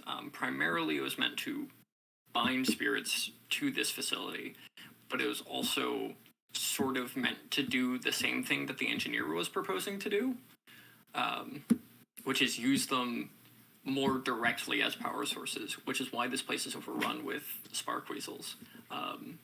They were supposed to be used directly as power sources to power the town instead of dealing with the turbine at all. Okay. Well, that's shitty. You are completely you crit, so you are completely aware that this failed horribly, and would have been you heard that right, spark weasels. Spark weasels. And this would have probably been akin to getting a lot of mice to run on a lot of wheels for a very long time. It wouldn't have like hurt them, but it would have also like put them to work that they might not necessarily want to be doing. Yeah. You also figure you can probably completely reverse this, or given a little bit more effort, or given a little bit more effort. So like you could either reverse it completely and banish the spirits, or you could break the trap and let them roam free, or you could do some combination, anything else. But you can get real creative with what the framework that was left behind here. You crit, you can do whatever the hell you want. Yeah, I was thinking I was thinking more like letting them letting them free, and in terms of like not as much of making, not as much of like getting hoping to like not so much get rid of them in like a not like physical sense exactly because they're spirits, but like make them not a problem anymore. Yeah. Like, one of the big reasons this was a problem, I don't remember if I mentioned, was because this was also trapping new spirits over time. Yeah. So you could definitely make it stop doing that. Yeah, open a door in it. Mm-hmm. Yeah, that is definitely something you could do. You would need time, and I think you would probably also need a little bit of cooperation from the spirits in question. Okay. If they didn't want to go, they don't have. You can't make them. Yeah. I mean, I would like to try and ask them to try and get them to cooperate. Or maybe I think that I might use I think that in order to get their attention, I might mark my spirit beacon. Oh boy. Which is a collapsible pylon which can broadcast and receive transcendent signals, can be used to attract the attention of spirits, but these devices are rare. If you send an outbound signal, there's no way to disguise its origin. Mm-hmm. And my sigil of harmony marks me as a being capable of channeling great power to experience and transcendent life. It commands respect, but not necessarily friendliness. Yeah, for this to work properly, you would probably need to get Mephron to drop the barricade. But that's between you. Yeah, I have an alternative.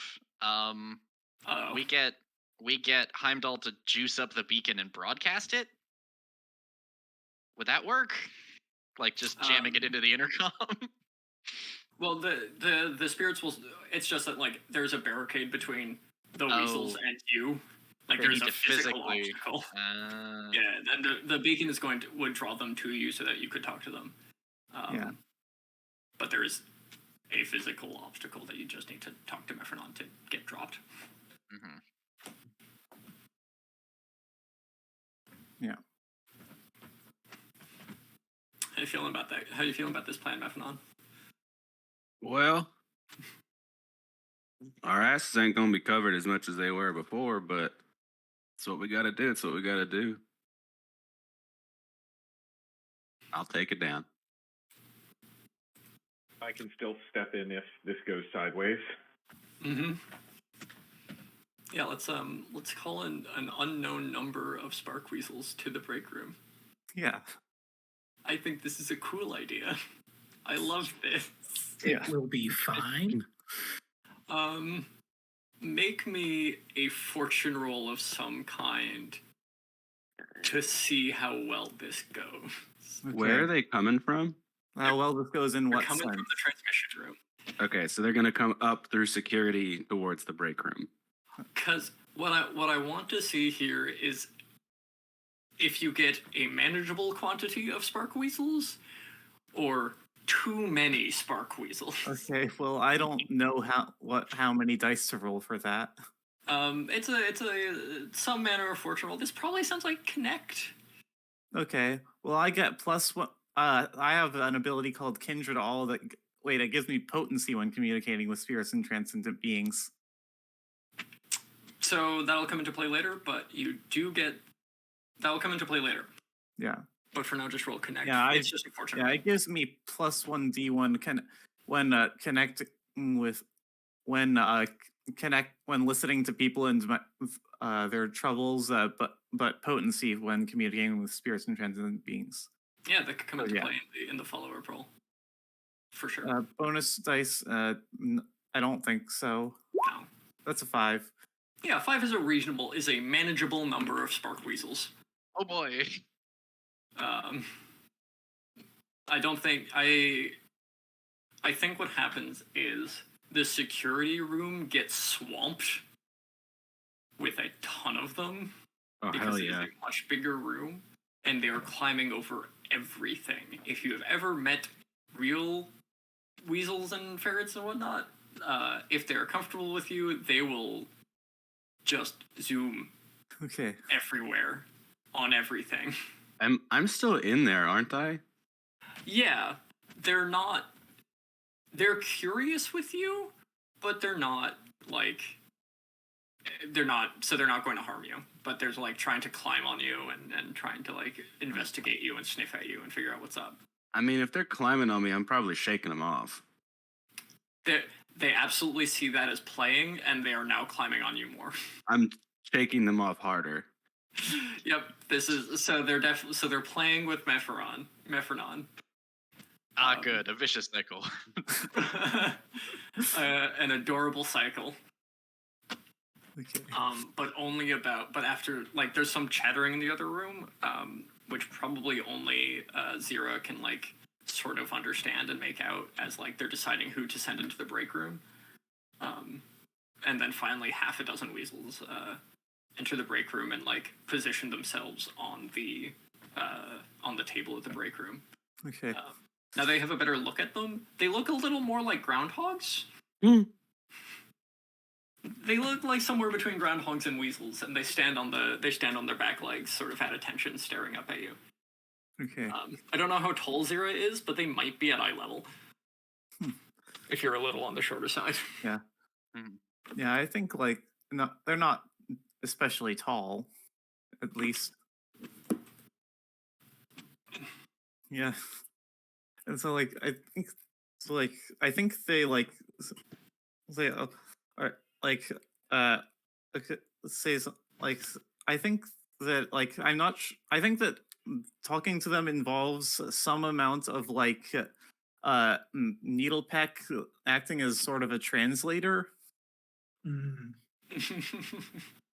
Yeah, absolutely. So like I say like listen. No, it seems we've been trapped down here for quite some time, and I'm going to let you free, but I'm going to need your help with that. Can you do that? And chirps. As Needlepeck sort of translates for you, the weasels like look at each other. And they like one of them puts like a 1 second gesture, like give us 1 second. And they get into a little huddle. Hey, I'm a tad confused. Are the weasels the spirits we're conferring with? Yes. They're clearly not mundane animals. Glad I didn't punch them. I thought that was normal for this place at this point. I thought it was just like, oh, spark weasels. It's like pigeons, you know? So, Songs for the Dusk has a suggestion as a consequence during downtime as an infestation of frost moths. And I was like, that's funny. Oh, that's just a thing from Fallen London. What if spark weasels? Or spirit moths. They're called spirit moths. And I was like, what if spark weasels? Oh, okay. Spirit moths are not from Fallen London. Well, they could be. No, I'm not. I'm not going to. There's some stuff with Toon Colonists, but I'm not going to spoil it. Yeah, they sort of confer in a little huddle. Yeah, it's a business of weasels. Yeah. Good. And they're sort of chittering together. Yeah. It's like nod all at once, turn around, hands behind their back, very businesslike. Needlepeck translates for you. It's warm and tasty here, though. Have you considered that it's warm and tasty, and we like it, and we don't want to go back? Well, I'm not. Maybe you should leave. I'm not forcing you to go back. I'm making the option there. Well, but if there are fear of us, we're not safe. Have you considered that? Have you considered that? That's why there are 5 of you, huh? We need dozens of us, and then we'll be safe from predators. Well, if no one can leave, then what if something comes in here and you're not safe from it? That seems to stop them for a second, and they get back in a huddle. This is really good. Yeah. Little tiny hands negotiating and scheming. Yeah. Like, as you can see inside the huddle, they're like talking with their hands. And they turn back around and a conference of spark weasels. Sign language. Yeah, they have little weasel sign language. And they turn back around and they're like, "What's on the other side of the door?"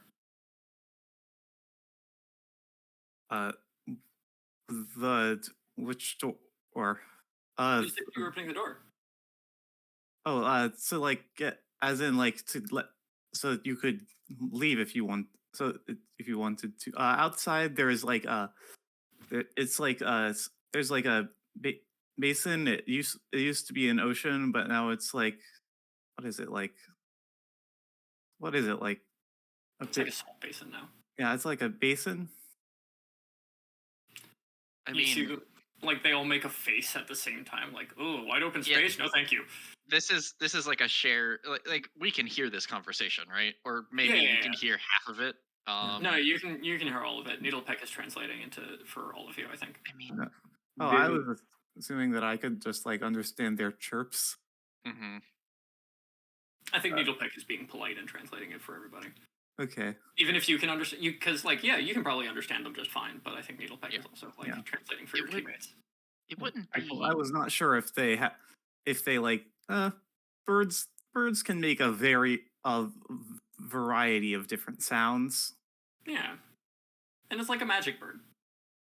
Yeah, it's a cool magic bird. It would be really great, Zira, if we could get the weasels to, if they like being here, why don't we just agree to help them in some way in exchange for power? They're already powering the facility. Seems a shame to stop that. Yeah. We could also free them of having to. They could live here without having to provide power, because I think the ocean inside of me might. The what? What side of you? No, wait, I guess I sort of knew that. I think Needletech is like halfway through translating that sentence before stopping short and like looking at you like, you sure? Chirp. Well, kind of. I don't know for sure, but I think it might take some sweet talking. But the ocean might like to be an ocean again. There's a gentle roar in the back of your minds as the ocean very clearly agrees to this. Wouldn't that flood the entire valley, displacing countless numbers of people, creatures, spirits, and otherwise? Wouldn't that be like a big deal?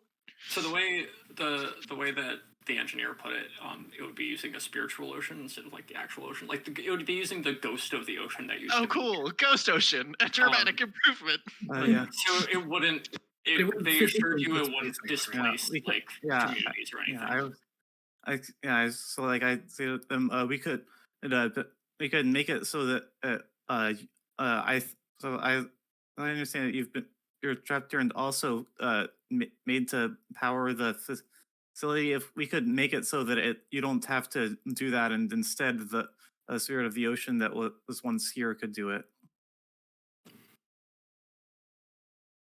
They all raise their eyebrows again.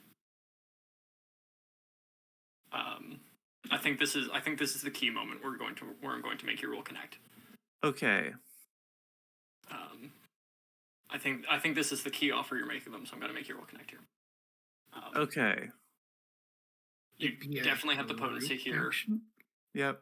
I I don't think this also counts as spending time in a location, getting to know people, and listening to their troubles. I don't think so. And I think you need to spend like a bit more than just a few minutes talking to them. Yeah, that's what I was thinking.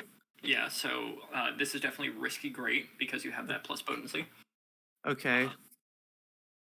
I will be pushing myself. Are you still trying to? Are you still trying to talk them into leaving at this point, or have we moved past that? We've moved past that, or we're basically trying to let them. I mean, we are. I was going to let the. I was going to I wasn't trying to talk them into leaving, but I was trying to ready to let them and other spirits that came in here leave, and also to let the ocean power it instead. I can offer you a gambit here. What is it? I think the ocean hears this offer. If you take my gambit, the ocean hears this offer and gets a little overeager. Gets a little eager to get started, and that causes some problems. If it impacts whether or not you want to take that, I think I have a way to help here. What is it? That while the weasels didn't react well to your initial description of the surrounding environment, one of my anchors is the beauty of the landscape around the community. I think Nullset may be able to better sell them on, no, there is actually a beautiful world out there that you could experience. Oh, that's lovely. Yeah. Yeah, I do like that. I also have one more charge on my help someone without taking stress, which I would happily lend you. Okay. Is this a system that allows for more than one help, or? I don't think you're allowed to help more than once. No. Yeah, you're only allowed to have one help. Yeah. Sorry. I mean, it only costs one stress. I think I'll just push myself. Mm-hmm. I mean, you could push yourself and get help. You. I meant push yourself and Lotus Gambit is what you can't do together. Yeah. You can either push yourself or take the gambit. I mean, the ocean is hearing this anyway. It's just if you don't take the gambit, it doesn't get as eager. Yeah. I think I'll just push myself. I only have one stress. I guess you can spend the resources that you have. Okay. And then going to roll the dice. Oh, and there's a 6 on the last die. Hey! There we go. Great effect is going to be 3 ticks of clearing the spirits, bringing it up to 7. So you only need 1 each for the last 2, which makes sense because you still have an ocean inside of you to deal with. Yes. But absolutely fantastic. There's one final huddle, and it is a tense few minutes as the weasels go back and forth, and it seems to you that they split into sort of 2 camps. Half of them think it's a scam, like what? That's an ominous sound. What's I can never remember your rival, which is name. I'm Spica. sorry. Spica. Yeah.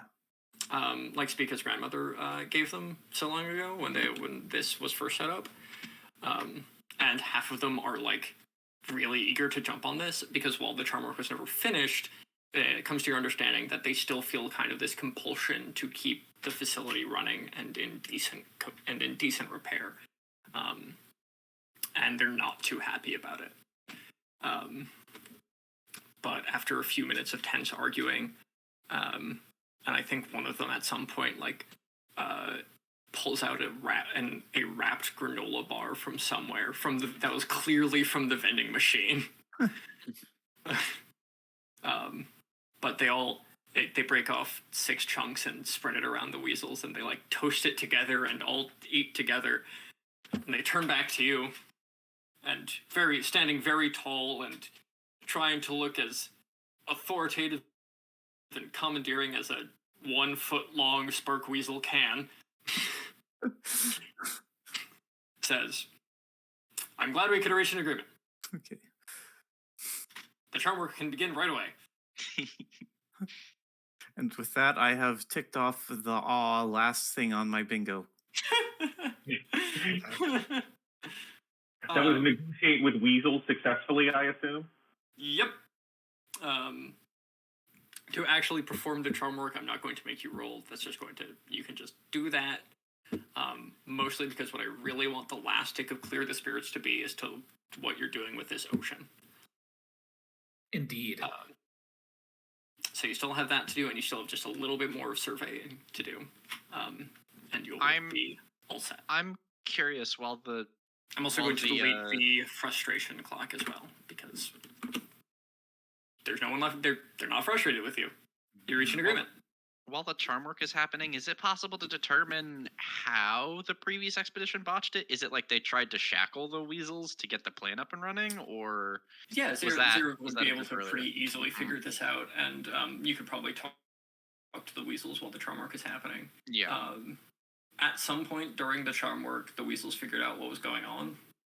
They were lied to when this happened originally. So they had figured out what was going on they made way through the charm work, and what Zero would be able to tell you is that to do this kind of significant working, you need permission from the spirits you're working with. You need their consent. Ghost, there is a low like airplane droning coming across your mic when you speak, and it's very ominous. Because there was a plane that just went over. We live not far from a very small airfield. That the Coast Guard uses atmospherically appropriate. But yeah, basically the spark weasels revoked their consent midway through the working, which got them stuck here, but prevented them from being shackled any deeper to the facility.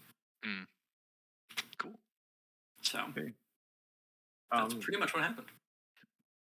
Before needing to finish negotiations with the ocean and get it released, and then also surveying the last of the plant, do we want to make our way through the transmission room down to the turbine itself, which is presumably where we want to release the ocean?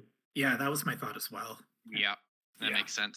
It would be perfectly safe to do so now that there isn't a nest of agitated spark weasels hanging out in the transmission room. They're now hanging out in the security room. Mifron Gold, Heimdall is getting increasingly anxious about all of these animals in his plant. Like the whole time the negotiations have been going on, Heimdall's been like, no, get down from there. No, don't crawl into those panels. No, stay out. Yeah. Stuff like trying to wrangle the weasels. Y'all, is Heimdall chill? Heimdall is like aligned to us, but probably a little overzealous. Why? No reason. No, I'm curious.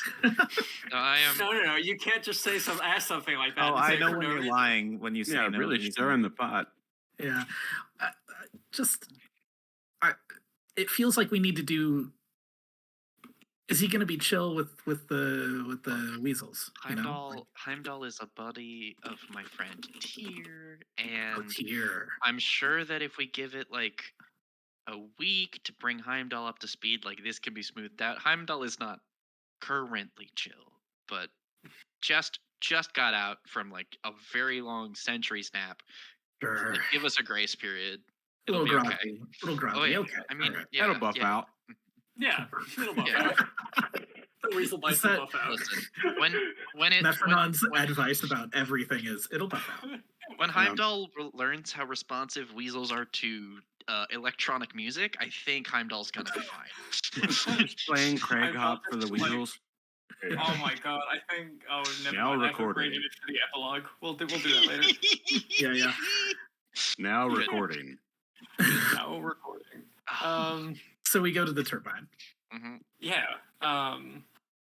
You can go through the transmission room. I think the transmission room still has a handful of spark weasels. I think passing through them, you get a sense for like there are baby spark weasels, y'all. Let's be honest with ourselves here. There are baby spark weasels, and there are some caretakers who are looking at you kind of suspiciously from between the coils of the transmission of the transformers. Are some of them packing little hobo bindles? Oh my god. Probably not, but Oh, I didn't But know these there- were spider weasels. There's a thing in the Discord chat. Can I mark one load to have like some snacks to give them? oh, absolutely, 250%. You can absolutely mark one load Now, to have some snacks. For is your it- weasel. is it snacks or is it batteries?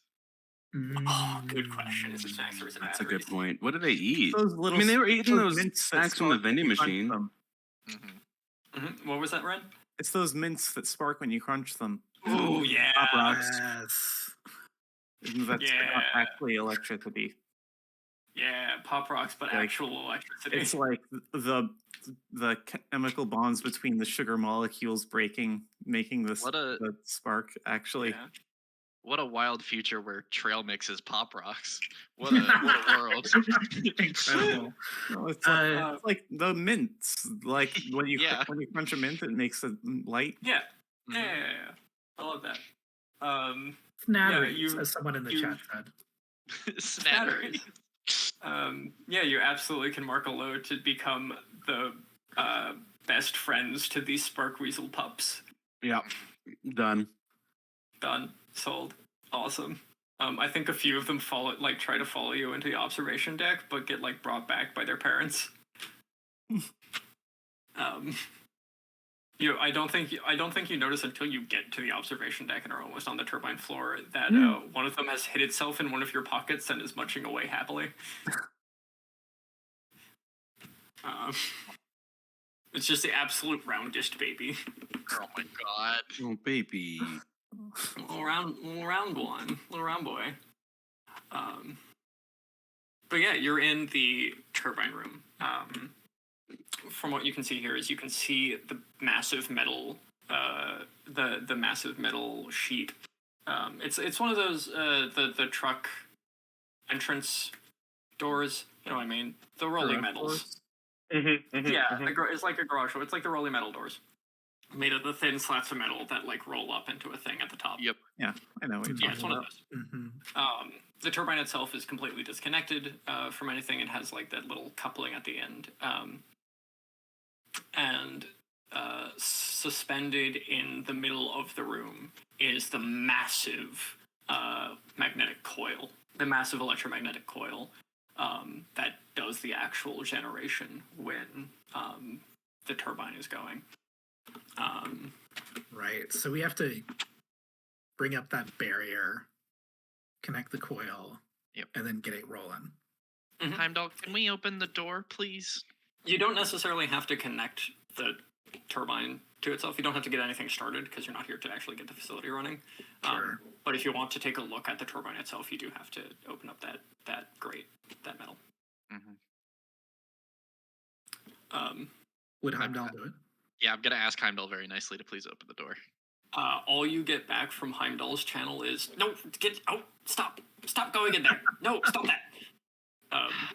Heimdall seems distracted by weasels. Heimdall, giving them more space will make there be fewer weasels in your office.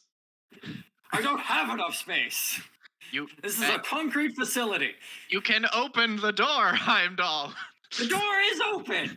The door, the door is closed, right? The door to the turbine room is closed. He thinks you're talking about the door to the door to his room. To the turbine, Heimdall, to the cliff.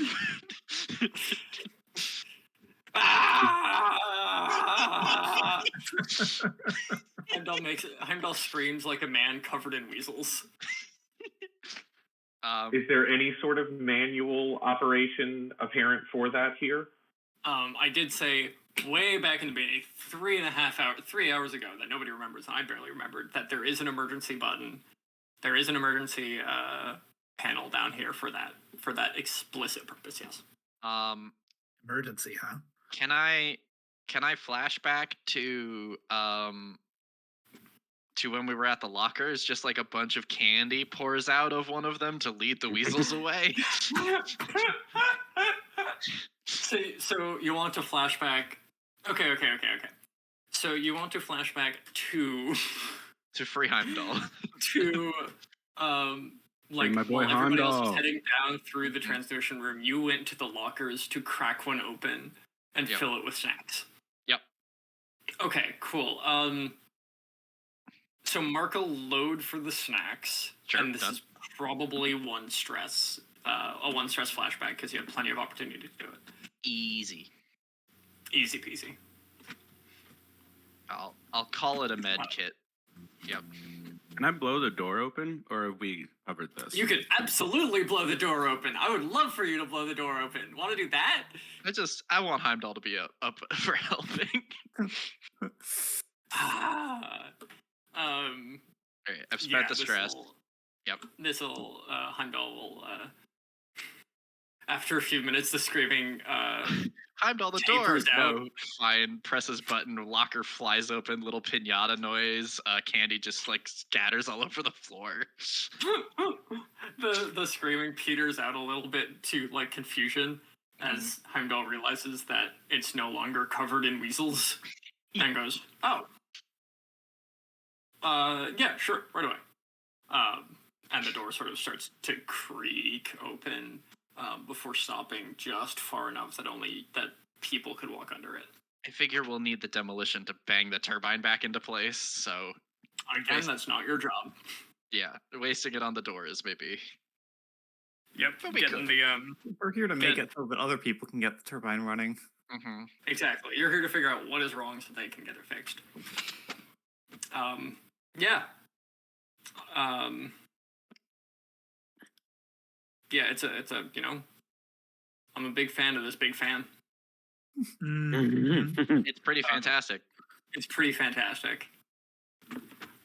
You said the door opened enough for people, or just shy of enough for people? Enough for people to get through. You can make it through pretty easy. I'm going to post an XKCD comic in the stream chat that is relevant. Oh, yeah. Yeah, I hear you guys do a lot of fan service.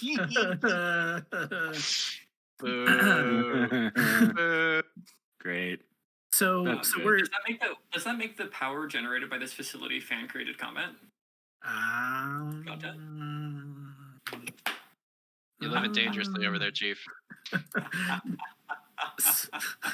Yeah, what are you gonna do with this giant fan? So we've moved from the observation deck into the main area of the turbine. Area. I mean, I have. You can feel the ocean just like straining against you. Yeah, does that have any physical effects? Unless you try to do something and roll a consequence, or take a lotus gambit. Is your hair developing tidal movement? Yeah, stuff like Ooh, that. That's really good. Yeah, Yeah, yeah. actually, it's when your hair is starting to move like seaweed in water.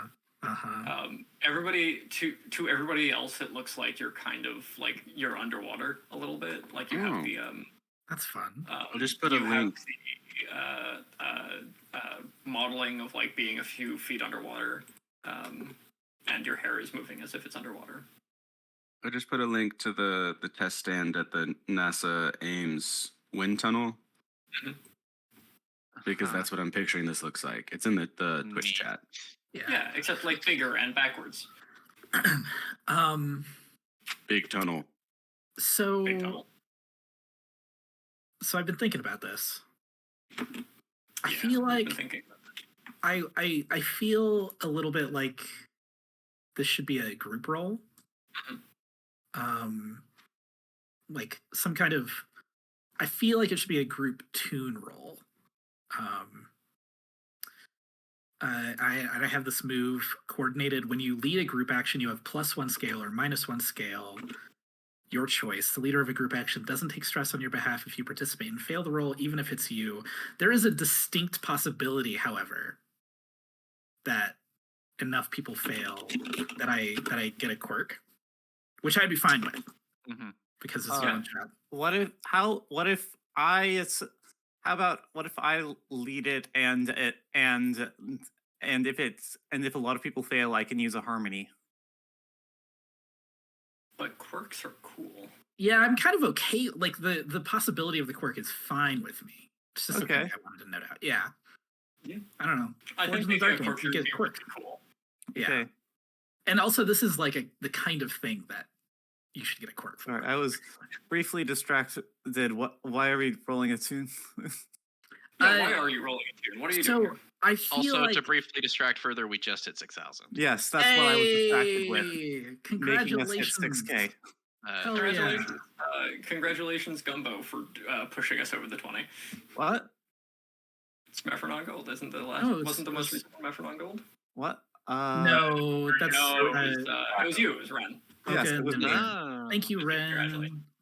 The donation, the thing under the UI on the stream is a little bit far. A little bit behind. Yeah. A little behind. Yeah. Anyway. Very sick. So so yeah, I tell was me thinking, like, I feel like that's the thing we roll to deal, like, to talk to the oceans and convince it to do this.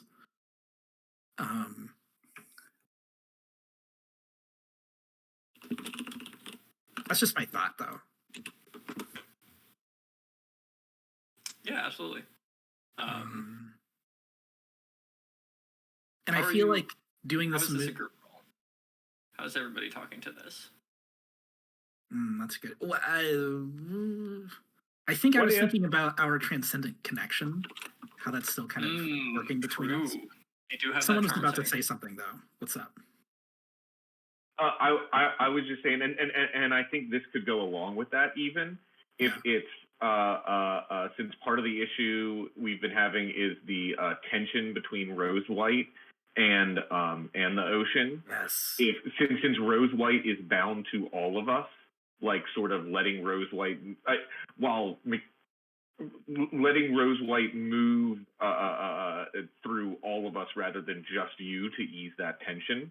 Totally. While still maintaining that conduit there. Yeah, I love that. Yeah, absolutely. I think part of this tune roll is also convincing Rose White to apologize.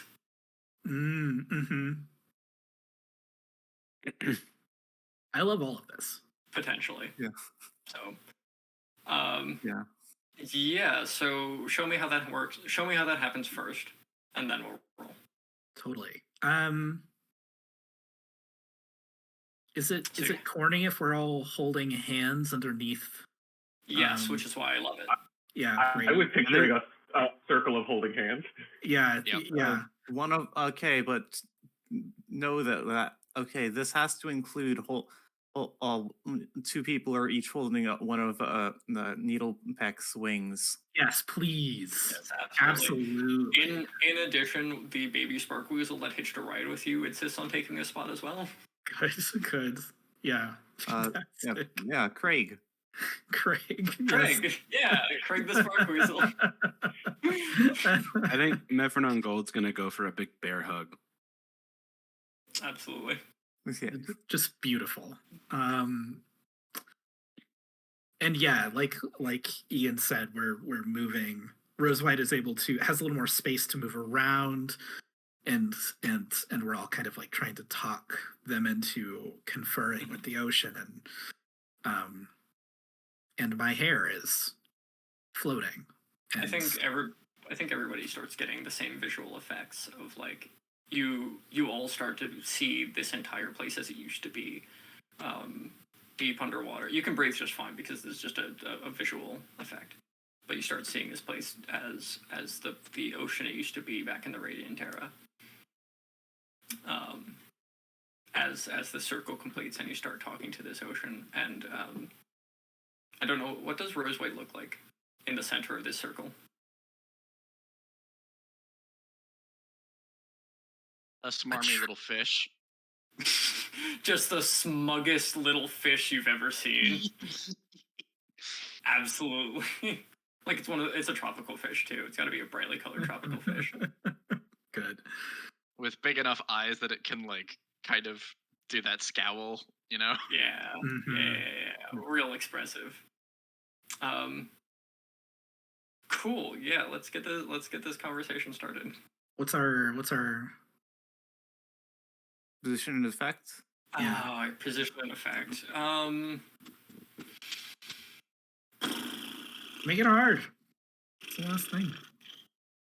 I don't know if it's desperate here. I think this ocean is happy to be here. I think this is risky standard, but I will give you the opportunity to make it desperate great if you really push yourself. I mean, that's not push yourself. That's not like like metaphorically push yourself, Yeah. not literally.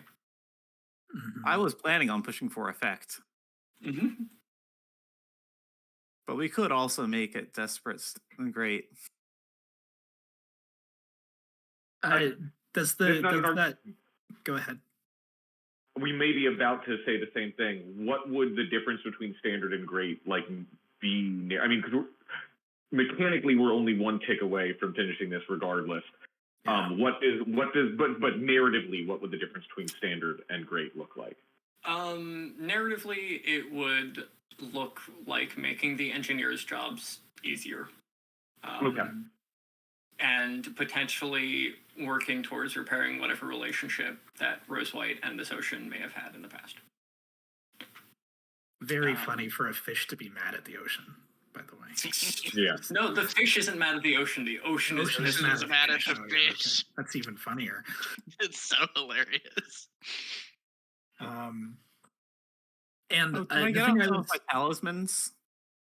Oh, absolutely. Yeah. and the you other can thing I was going to say is this move talks about scale.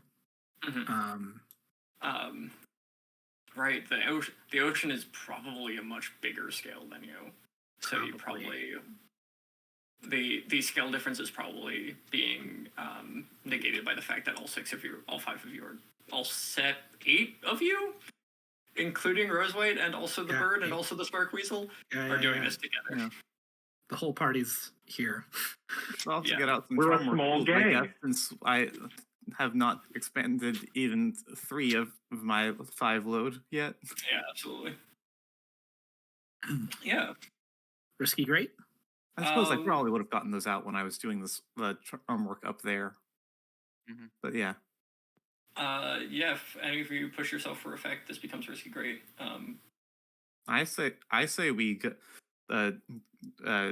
position for effect. Yeah. Do you want to make this desperate great? Hey, yeah, do. absolutely. Yeah. Yeah, Let's do that. Yeah, I still Fuck haven't around gotten with a this chance to fish. heal anyone. Yeah, let's make this desperate great. And it's a As team roll. as you mediate this conversation between Rose White and the ocean. This ancient feud. One more time, the attribute is tune. The attribute is tune, so everybody's going to roll tune. The failures will cause 1 stress per failure to the leader, who is in this hell yeah. case. I got Okay, well, I'm 0 pushing in myself tune. for a die. Good. Yeah, pushing myself for a die as well. Yeah. Yep, fuck it. All right, do we want to count off the rolls? Oh. We're already at it. It's Well, desperate, yeah, that's fine. great. Count off the rest. Everybody, Shit. never mind. It's fine. Just go. Shit. Oh well. Oh shit! Oh shit! Oh Okay. shit! Oh, nobody gets anything higher than a 5. 5 is still good. 5 is still good. I'm sorry. Yeah. I'm So in a Mai, desperate you get job. one. You get one stress. Damn it! I should have pushed for a. That's fine. You get one stress here. Oh, this is the worst time to need to use the bathroom. Talking about the ocean so much. Oof. So, none of you are spirits. So I think the person that gets the 2 people that get the best idea of what's going on here are Mai and Zira, because Zira is a witch and Mai is currently like just the focal point for all of this energy. Which is both good and bad, because Mai, would you describe yourself as a calming presence, a mediating presence? I think Mai wants to be that, but is too neurotic, I think, to really be very calming. I think that is both like to your benefit and to your downfall. Intention matters a lot in this kind of space. Mm-hmm. This is because you are sort of half immersed in the spirit world right now, and intention matters a lot there. So this, and also like neither of these entities want to hurt you. So the fact that this entire argument is taking place with you as a focal point is helping keep things a little bit calmer, because they don't want you to get hurt. Mm-hmm. Rose White, because they care about you, and the ocean, because you were kind enough to take it on a little walkabout. This doesn't mean that it's perfect, though. Yeah. But what you hear from this is the ocean comes out swinging with, "You turned me into a puddle!" And Rose White's just like, no, okay, hold on. It was only supposed to be for a little bit. It was only supposed to be a few inches, and it was only supposed to be for a little bit, and then things got out of hand, and then you turned me into a puddle! And they're just arguing back and forth, and the gist of this is that at some point, not long after the Radiant Era, Rose White messed up a prank very badly and drained the ocean through the turbine.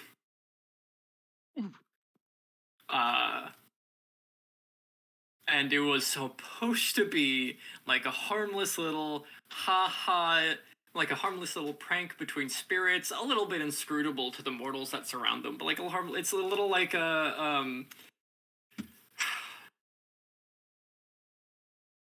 it's like hiding someone's pens from them, and and laughing as they try to find them, kind of thing.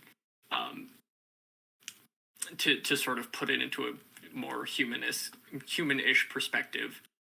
Except Rose White messed up a little bit, and and accidentally drained the entire ocean, and that's why this part of Malvaros is a desert. And Rose White is very sheepish about that. Rose White, you're always fucking up. God. You could have warned us. It's a little ecological devastation between friends, you know? Whoops. Oopsies. The trajectory of this land for 300 years! Yeah, Rose White. And now there's gonna be a ghost ocean! Look, I help put you back. Like, you're gonna be back in the turbine. You'll help me power this community. You'll be back in the place. I'm dead, Rose White. You killed me. No, it's fine. We've all done it. We've all accidentally done a little ecological devastation. No, we haven't. Yep, I've done a Yeah, little bit. no, it's fine. If you help spin up the power, I will build a server for you to be an ocean on. We will make space for you to repay what was done. That is a very good idea, actually. I would love that. Yeah. I would love it if you did that. Thank you. So here's what the consequences are for that. One is, were this a hypothetical future adventure, you would have to do that. That would be a favor that you would have to call in, that you would have to do. Two, you don't quite resolve the conflict between Rose White and the ocean. Again, in the hypothetical future campaign, these two would still have beef, and that would cause problems. And three, you're going to take the level 2 harm. You're going to take the level 2 harm brain fog. Who's you in this circumstance? Moi? Yeah. Oh my. Maya's going to take the level 2 harm brain fog because Wait, as it turns out, hosting all of this doesn't do good things to your head. Well, good thing I'm building the server to offload some of that because yikes. Big yikes. Ren, you had something you wanted to do? Yeah.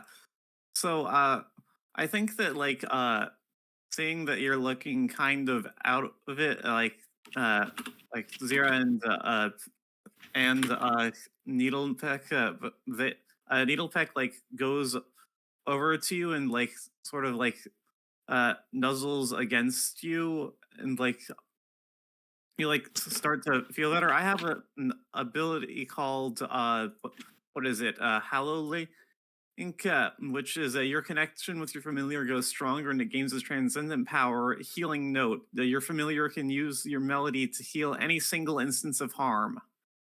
Wow. Excellent. So I spend my melody, and you are no longer brain fogged.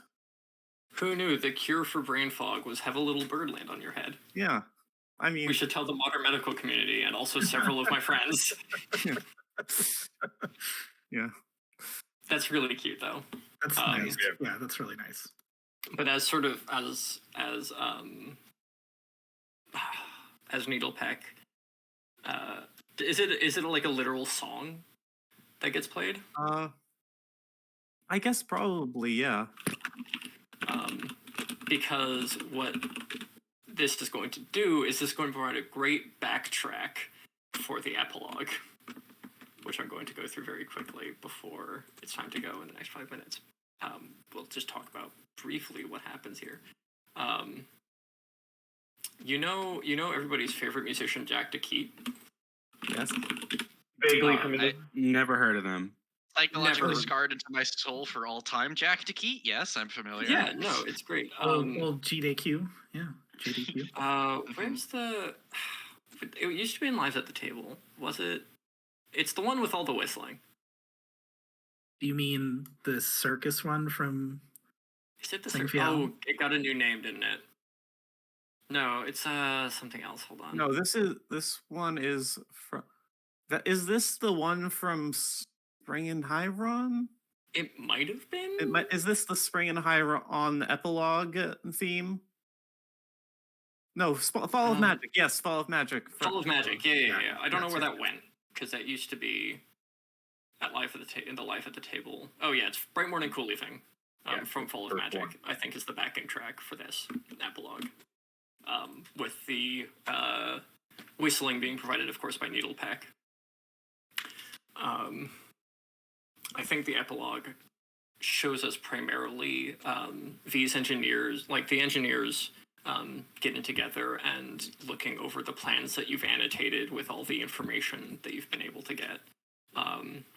And they're shaking Mai's hand. They're shaking all of your hands individually and thanking you so much for being able to do this.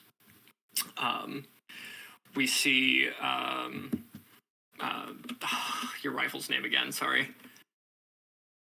Spica? We see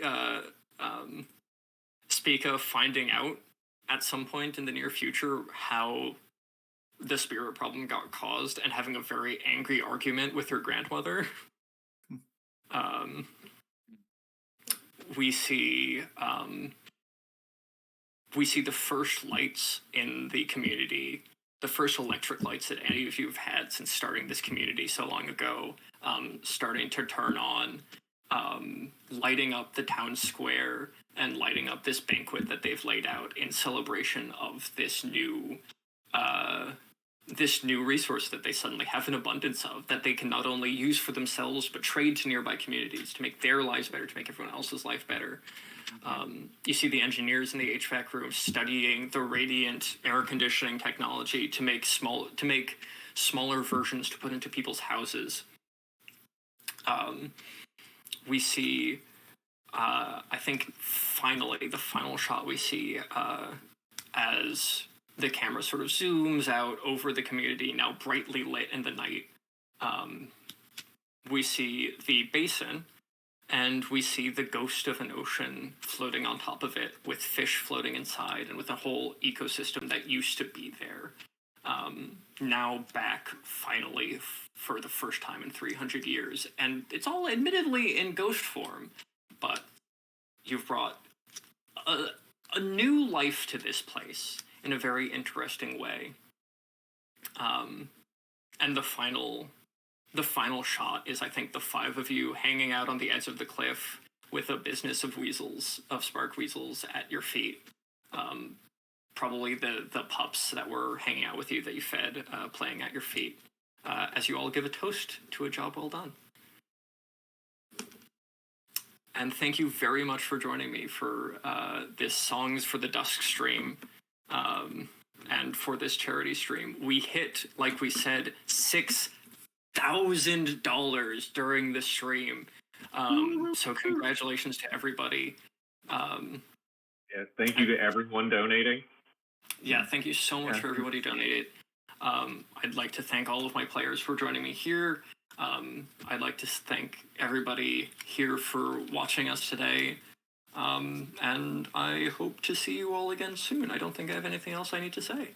Yeehaw. Thank you for facilitating this, Ghost. Yeah, you were great. Yeah, I'm happy to. Thank you very much. And this stream will be continuing until midnight with 2 more games in. So if you're curious for more, feel free to hang out. There'll be other Is the things. next stream? Who is the next one? Cole, Is it do you know who Mask the up next one next? is? I think it might be Mouse up next. I know. It is the next. one after the next is the Lights Out. But, Yeah. I don't know what the next one is. They're playing Mask. Yeah, it's Mouse up next. Ah, Masks. Okay. Also, shout out to the Roll Plus Bond account, which earlier said, friends at the table, a game about causing ecological damage forever with ghost oceans with good friends. Yep, absolutely. Yeah. Good times. Have a good night, everybody. Enjoy the rest of the stream. Yeah. Night. Yeah. Peace Yeah. out.